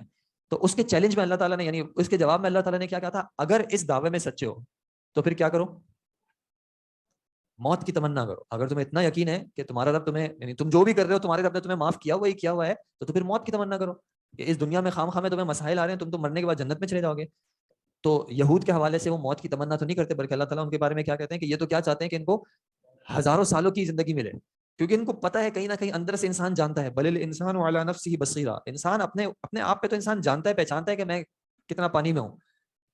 تو یہ کہ یہ جو بات ہے، اللہ تعالیٰ رحیم ہے، بہت معاف کرنے والا ہے. اللہ تعالیٰ سے ہم امید رکھیں، یہ ایمان بھی رکھیں گے اللہ تعالیٰ ہماری ہر خطا کو معاف کرے. لیکن اس کا یہ مطلب نہیں ہے کہ ہم بالکل ریلیکس ہو جائیں، چل ہو جائیں، کہ ہم گناہ پہ گناہ کرتے چلے جائیں. کیونکہ اللہ کے رحم کو، اللہ کی مغفرت کو سب سے اچھی سمجھنے والی جو ہستی تھی آپ صلی اللہ علیہ وسلم، وہ گناہ نہ ہونے کے باوجود بھی اللہ سے مغفرت طلب کرتے تھے. وہ گناہ نہ ہونے کے باوجود بھی اللہ کی عبادت کرتے تھے، اور اتنی عبادت کرتے تھے کہ صحابی نے پوچھا کہ آپ تو بخشے بخشائے ہیں، پھر آپ کیوں اتنی عبادت کر رہے ہیں کہ آپ کے پیر سوج رہے ہیں، آپ راتوں کو کھڑے ہیں؟ تو انہوں نے طریقہ بتا دیا کہ اللہ کی رحمت حاصل کرنے کا طریقہ ہے، اس کا ڈیزرونگ بننا پڑے گا. اس کی رحمت تو ہے، لیکن اس کی رحمت کا ڈیزرونگ بھی تو بننا پڑے گا نا، کہ وہ رحم بھی تو کرے تم پر. ورنہ دنیا میں تو وہ رحم کر رہا ہے، جو ہم نے رحمان اور رحیم پڑھا تھا، دنیا میں تو وہ ہر کسی پہ رحم کر رہا ہے. آخرت میں کافر کے ساتھ رحم کیا ہوگا کہ اس کو اس کے کیے کی سزا ملے گی، اس سے زیادہ کی سزا نہیں ملے گی. اور مومنوں پہ احسان کیا ہوگا کہ جو کیا ہے اس سے زیادہ کا ثواب ملے گا، جو کہ ہم ڈیزرو بھی نہیں کرتے. وَيَوْمَ نَحْشُرُهُمْ جَمِيعًا، واو الگ ہو گیا، یوما الگ ہو گیا. اور اس دن نحشر، حشر کا کیا مطلب ہوتا ہے؟ جمع کرنے کا. اور یہ شروع کا نون کیا بتا رہا ہے؟ ہم جمع کریں گے کن کو؟ ہم، ان سب کو، جمیعاً، ان تمام کو، سب کے سب کو. ثم، پھر، نقول، ہم کہیں گے. یہ ہم کیسے آیا؟ شروع میں نون سے. پھر ہم کہیں گے، کس کو کہیں گے؟ للذین اشرکوا، ان لوگوں کو کہیں گے جنہوں نے شرک کیا. مکانکم، مکان کس کو کہتے ہیں؟ جگہ کو. مکانکم، اپنی جگہ پر قائم رہو، کھڑے رہو. کون؟ انتم، تم بھی، اور وشرکاؤکم، اور وہ تمام چیزیں، تمام مخلوقات جن کو کیا کیا تم نے شریک بنایا تھا میری عبادت میں. پھر کیا ہوگا؟ فزیلنا بینہم، زیلہ کا مطلب ہوتا ہے سیپریٹ کر دینا، الگ الگ کر دینا، جدائی ڈال دینا. پھر ہم ان میں الگ الگ کر دیں گے, ان میں جدائی ڈال دیں گے. پھر ہم کیا کریں گے, وقال شرکاؤہم, اور پھر کہیں گے, کون کہیں گے, جن کو وہ شریک ٹھہراتے تھے وہ کہیں گے, ما کنتم ایانا تعبدون, نہیں تھے تم کہ تم ہماری عبادت کرتے تھے. ایک بار واپس آیت کا ترجمہ کر رہا ہوں, وَيَوْمَ نَحْشُرُهُمْ جَمِيعًا, اور اس دن ہم جمع کریں گے ان سب کو, ثُمَّ نَقُولُ لِلَّذِينَ أَشْرَكُوا, پھر ہم کہیں گے ان لوگوں کو جنہوں نے شرک کیا, مَكَانَكُمْ أَنْتُمْ وَشُرَكَاءَكُمْ, اپنی جگہ پر قائم رہو تم اور تمہارے شریک, فَزَيَّلْنَا بَيْنَهُمْ, پھر ہم ان کے درمیان تفریق کر دیں گے, فاصلہ کر دیں گے. وَقَالَ شُرَكَاؤُهُمْ, پھر ان کے شرکاء یا شریک کہیں گے, مَا كُنْتُمْ إِيَّانَا تَعْبُدُونَ, کہ تم ہماری عبادت نہیں کیا کرتے تھے. اس آیت سے کیا سمجھ میں آ رہا ہے؟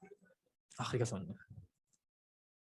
اچھا, اس آیت کے مختلف طریقوں سے جو ہے اس کو سمجھا جا سکتا ہے. ایک یہ کہ نحشرہم جمیعا, ہم جمع کر دیں گے سب کے سب کو. یہ سب کے سب سے مراد کون ہے؟ برائی کرنے والے. ایک سمجھ کیا ہے, یعنی ایک طریقہ کیا ہے آیت کو سمجھنے کا, کہ ان سب میں, یعنی کہ اصحاب النار میں, یہ جو آگ والے ہیں ان سب کو جمع کریں گے, اور پھر ان کو کیا کہیں گے کہ تم اور تمہارے جو شرکاء ہیں تم یہیں پر کھڑے رہو, اپنی جگہ پہ قائم رہو. ان کو پھر الگ الگ کر دیا جائے گا تاکہ ایک دوسرے سے وہ کیا کریں, کلام کریں, ایک دوسرے سے بات کریں گے. اور کیا بات کرنی ہے؟ جو شکایتیں کرنی ہے کہ ہم نے تو تم پہ بھروسہ کیا تھا, ہم نے تو تمہاری عبادت کی تھی کہ تم ہمیں بچاؤ گے, اب بچاؤ. اور وہ کیا کہیں گے کہ ہم نے تو تمہیں نہیں کہا تھا کہ تم ہماری عبادت کرو, ہم نے تو, ایون شیطان بھی کیا کہے گا, شیطان کیا کہے گا کہ میں نے تو نہیں کہا تھا میری عبادت کرو, میں نے تمہیں فورس تو نہیں کیا تھا, میں نے تو صرف ایک خیال ڈالا تھا, میں نے تو صرف ایک وسوسہ ڈالا تھا. عمل کس نے کیا تھا؟ تم نے کیا تھا. میں ہاتھ پکڑ کے تمہیں کوئی گناہ کا کام کرنے تو نہیں لے گیا تھا. تو اس وقت وہ ان کا انکار کر دیں گے. ایک اس کا یہ معنی ہے. دوسرا, شرکاء میں کبھی کبھی کون کون ایڈ ہوتا ہے؟ کبھی کبھی شرکاء میں نیک لوگ بھی ایڈ ہوتے ہیں. جیسے عیسیٰ علیہ السلام ہے, عیسیٰ علیہ السلام کی عیسائیوں نے عبادت کرنا شروع کی. اب عیسیٰ علیہ السلام نے تو نہیں کہا تھا کہ میں نے کہا تھا تم میری عبادت کرو. تو اس طرح وہ شریک جو کہ اللہ کے محبوب ہیں وہ واضح کر دیں گے کہ ہم نے تمہیں کہا ہی نہیں تھا کہ تم ہماری عبادت کرو, بلکہ ہم نے تو تمہیں الٹا کہا تھا کہ اللہ کی عبادت کرو. تو تم ہم سے کس وجہ سے یہ امیدیں لگا کے بیٹھے ہو کہ ہم تمہیں کچھ دے دیں گے, ہم تمہیں بچا لیں گے؟ تمہیں تو عبادت اللہ کی کرنی تھی. اور تیسرا جو ایک وہ ہے کہ ہم جمع کریں گے سب کے سب کو, اس میں اصحاب الجنہ بھی شامل ہیں اور اصحاب النار بھی شامل ہیں, کہ اللہ تعالیٰ سب کو جمع کرے گا, پھر ان میں فرق کر دے گا کہ یہ اصحاب الجنہ ہے اور یہ اصحاب النار ہیں. اور پھر وہ آپس میں جو ہے وہ کلام کریں گے, ایک دوسرے کی شکایتیں کریں گے کہ ہم تو, جو ابھی بات ہوئی کہ ہم تو تم سے امید لگائے بیٹھے ہوئے تھے. یا ایک جگہ پہ قرآن میں یہ بھی آتا ہے کہ وہ کیا کہیں گے کہ اللہ ان کو ڈبل گناہ, ان کو ڈبل سزا دینا. اور وہ کیا کہیں گے کہ اللہ ان کو ڈبل سزا دینا, کیونکہ ان کی وجہ سے ہم گمراہ ہوئے, اور دوسرے کہیں گے کہ ان کی وجہ سے ہمیں نقصان ہو رہا ہے.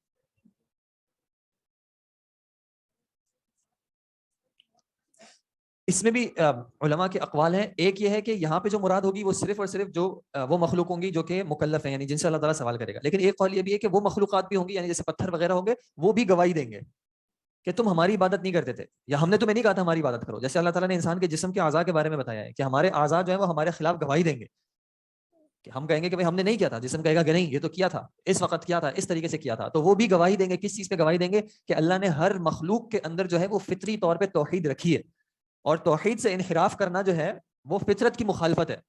ما من شیء الا یسبح بحمدہ, نہیں ہے کوئی چیز اس میں ہر مخلوق شامل ہے, پتھر ہو گیا, لکڑی ہو گئی, ہر مخلوق, مگر وہ کیا کرتی ہے؟ یسبح بحمدہ, وہ اللہ کی تسبیح بیان کرتی ہے, صرف اسی کی کرتی ہے, باقی مخلوق شرک نہیں کرتی.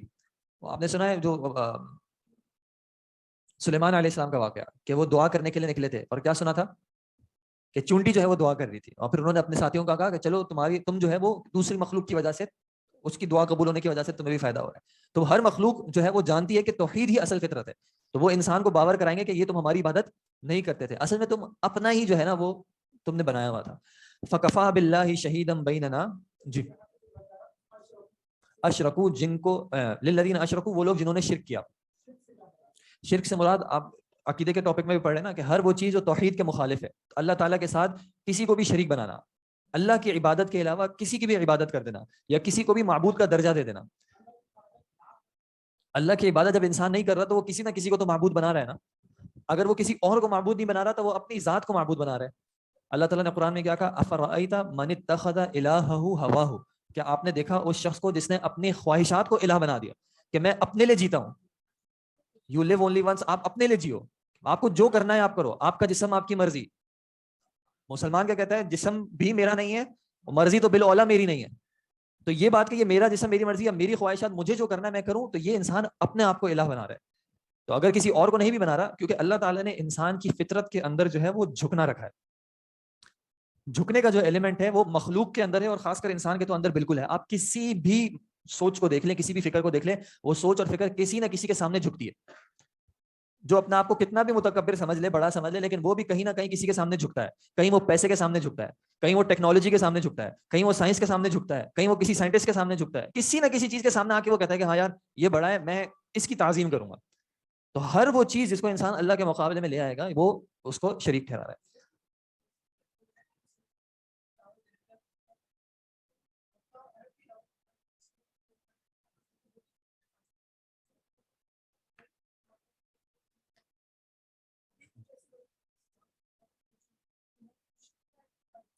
ہر وہ شخص جو کہ ایسے مرا ہے کہ اس کو اسلام کی دعوت کبھی پہنچی ہی نہ ہو, اللہ کا کام ہے, اللہ کی ذمہ داری ہے کہ اللہ اس پہ حجت تمام کرے گا. اب وہ کس طرح کرے گا یہ اللہ بہتر جانتا ہے. کچھ نے کہا ہے کہ ان کا آخرت میں ایک ٹیسٹ ہوگا, ٹھیک ہے, اور ان کے آخرت میں اس ٹیسٹ کی بنیاد پہ ان میں فرق ہو جائے گا, ٹھیک ہے. لیکن ہمارے اعتبار سے مسئلہ یہ نہیں ہے کہ ایسے لوگ ان کا کیا ہوگا. ہمارے اعتبار سے مسئلہ دوسرا ہے, وہ یہ کہ ہم تک تو پہنچ گیا ہے نا, ایک یہ, اور دوسرا یہ کہ جن تک نہیں پہنچا ان تک پہنچانے کی ذمہ داری کس کی ہے, وہ ہماری ہے. تو اگر ایسے لوگ ہیں دنیا میں جن تک نہیں پہنچا ہے تو اس کا مطلب ہے کہیں نہ کہیں مسلمان اپنی پوری ذمہ داری ادا نہیں کر رہے, خاص کر اس ٹائم میں کہ جب میسج پہنچانا اتنا آسان ہو گیا ہے لانگ ڈسٹینس پہ. ہمارے پاس ہر طرح کی ایکٹیویٹی کرنے کے لیے آپ کسی سپر مارکیٹ میں چلے جائیں, دنیا کے کس کس کونے سے چیزیں نہیں آتی, تو ہمیں وہاں تک دین کا میسج پہنچانے میں کیا تکلیف آ رہی ہے یا پریشانی آ رہی ہے. تو اگر ایسے لوگ ہیں جن تک نہیں پہنچنا تو ہم اپنے گریبان میں جھانکے کہ ہماری شاید محنتیں جو ہے وہ پوری طرح نہیں ہو رہی, اور ہم اس چیز کی فکر کریں کہ ایسے لوگ ابھی بھی دنیا میں ہیں جن تک اسلام نہیں پہنچا. اور کچھ لوگ ایسے ہیں جن تک اسلام ہماری زبان سے تو پہنچا ہے, ہمارے عمل سے نہیں پہنچا. کہ وہ یہ باتیں کہتے ہیں کہ بھائی جن لوگوں کے پاس اسلام ہے یا جو لوگ اسلام کو مانتے ہیں ان کے پاس اسلامی اخلاق نہیں ہے, اور وہ لوگ جن کے پاس اسلام نہیں ہے وہ اسلامی اخلاق کے قریب ہیں. یہ پریشانی کی بات ہے کہ ہر جگہ پہ دعوت جو ہے وہ زبان سے نہیں ہوتی, بلکہ بہت ساری جگہوں پہ دعوت کیسے ہوتی ہے, عمل سے ہوتی ہے. وہ ایک جن کو پکڑ لیا گیا تھا, قوم کے لیڈر تھے, نبی صلی اللہ علیہ وسلم نے ان سے کہا اسلام لا رہے ہو, کہا نہیں, ایک جگہ باندھ دیا گیا اور 3 دن تک وہ بندے رہے تھے, اور پھر ان کو چھوڑ دیا گیا, کچھ نہیں کہا گیا, چھوڑ دیا گیا, اور وہ گئے ہیں باہر, غسل کیا ہے, واپس آ کے اسلام قبول کیا ہے. کیوں؟ وہ دیکھ رہے تھے نا سارے اعمال کہ یہ جو مسلمان کہتے ہیں اپنا آپ کو, یہ عمل کس طرح کا کرتے ہیں. جب حبشہ کے بادشاہ, حبشہ والے یا دوسرے, ابو سفیان کس کے پاس, حبشہ کے ان کے پاس ہی تھا, ہرقل نے, نجاشی, حبشہ کے جو بادشاہ تھے ان کے پاس تھے, اور ان سے پوچھا گیا تھا کہ محمد صلی اللہ علیہ وسلم کے بارے میں بتائیں کہ یہ کیسے ہیں, اور ان کے لوگوں کے بارے میں, ان کے صاحب, مجھے ذہن یاد نہیں آ رہا, ہرقل تھا یا نجاشی, لیکن کیا کہا تھا کہ ان کے جو اصحاب ہیں, ان کے جو صحابی ہیں, وہ ان سے اتنی محبت کرنے والے ہیں کہ جب یہ وضو کرتے پانی نہیں گرتا مگر یہ کہ کسی کے ہاتھ پہ آتا ہو. تو یہ عمل سے وہ دکھا رہے ہیں نا, صرف یہ تھوڑی کہ ہماری طرح گھر میں بیٹھ کے ہم بھی محب رسول ہیں اور اس میسج کو اگر آگے 50 لوگوں تک فارورڈ نہیں کیا تو آپ کی سچی محبت نہیں ہے اور فجر کی نماز ہم سے پڑھی نہیں جا رہی. ٹھیک ہے, یہ کہ عمل سے بھی جو ہے وہ ہمیں ان تک پہنچانا ہے, صرف زبان سے نہیں پہنچانا, کیونکہ زبان سے کوئی چیز اچھی لگتی ہے, جب پریکٹیکلٹی پہ آتے ہیں تو پھر سوال آتا ہے کہ اس کو کریں گے کیسے. تو سب سے پہلے کر کے دکھانا کس کی ذمہ داری ہے, جو اس کا جھنڈا لے کے کھڑا ہے. جب ہماری سوسائٹی میں نئی چیز, ہم کہتے ہیں الطہور شطر الایمان, صفائی یا طہارت جو ہے وہ کیا ہے, ایمان کا حصہ ہے, نصف حصہ ہے, اور ہمارے گھر جو ہے وہ اگر پاک نہ ہو, سب سے گندے ہمارے واش روم ہو, تو اس کا کیا مطلب ہے کہ ہمارے پاس زبانی طور پہ تو ہے لیکن عملی طور پہ ہم بہت کمزور ہیں. فکفا باللہ شہیدا. جی بھائی.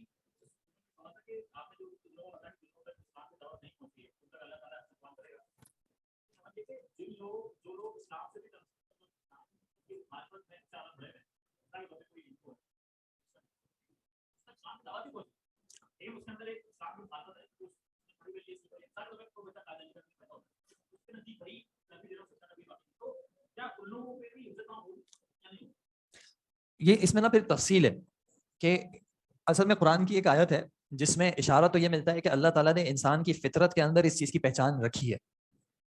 ٹھیک ہے, کہ جب اللہ تعالیٰ نے بنی آدم کو نکالا تو اللہ تعالیٰ نے ان سے عہد لیا تھا, الست بربکم, تو وہ جو ایک عہد ہے وہ انسان کی فطرت کے اندر بائی ڈیفالٹ ہے. پھر اس میں تفصیل ہے کہ کس طرح کیا کیا چیز جو ہے وہ حجت بن سکتی ہے, کیا نہیں بن سکتی. لیکن سمپل سی بات ہے کہ یہ کچھ میٹرز ایسے ہیں جو کہ اس کی تمام تفصیل ہمارے پاس نہیں ہے.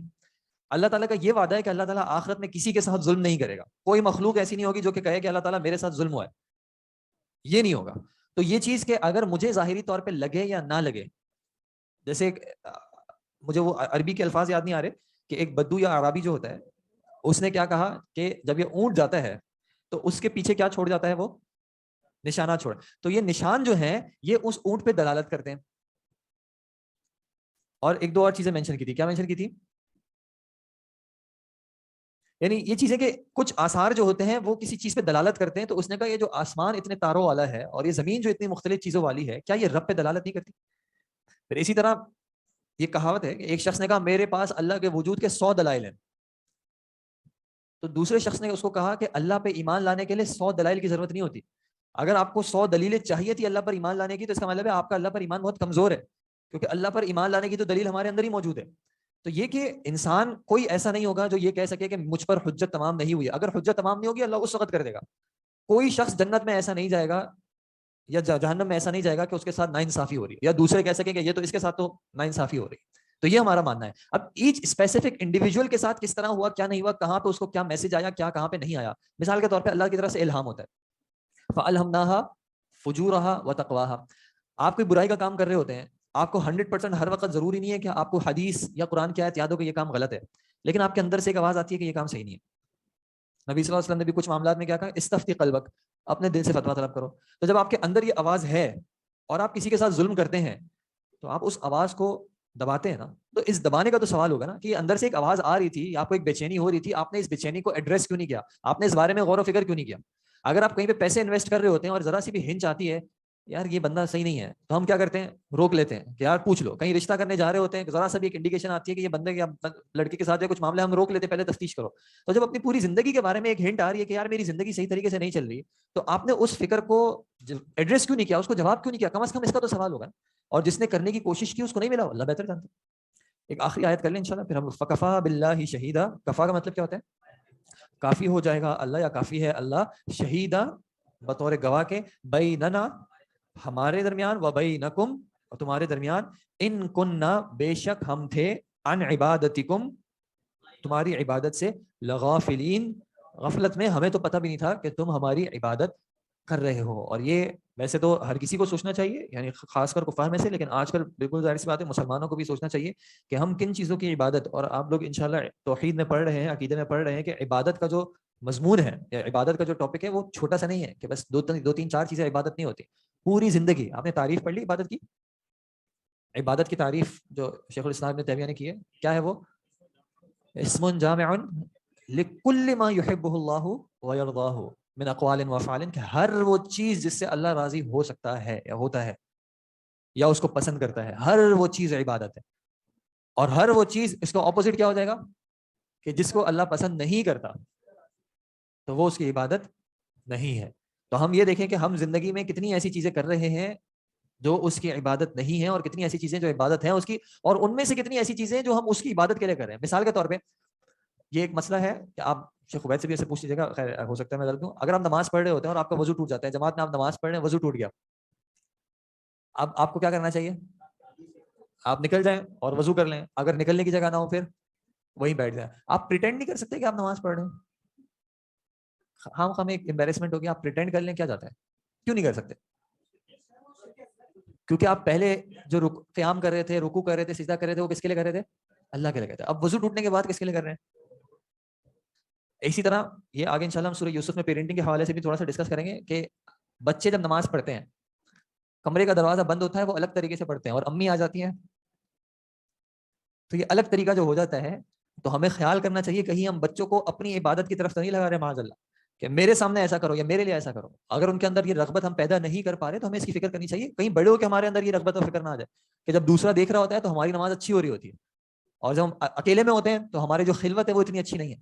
اللہ تعالیٰ سے دعا ہے کہ اللہ تعالیٰ ہم سب کو جو ہے ان باتوں کو سمجھنے کی اور ان پہ عمل کرنے کی توفیق عطا فرمائے. آپ لوگ جا سکتے ہیں, آن لائن جو سوال ہے وہ میں انشاءاللہ دیکھ لیتا ہوں. اللہم انا نسألک الحسن الی وجهک الکریم والشوق الی لقائک بالکل فی ظہر. شیخ ویسے بابو کا کیا ہوگا جو بول کے جاتے ہیں کہ میری قبر کے,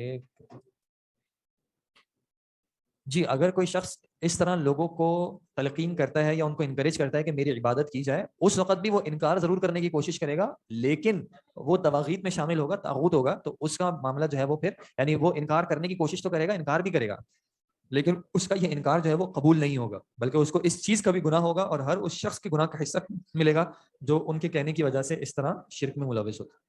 ٹھیک ہے جی, جزاکم اللہ خیر. السلام علیکم و رحمۃ اللہ وبرکاتہ.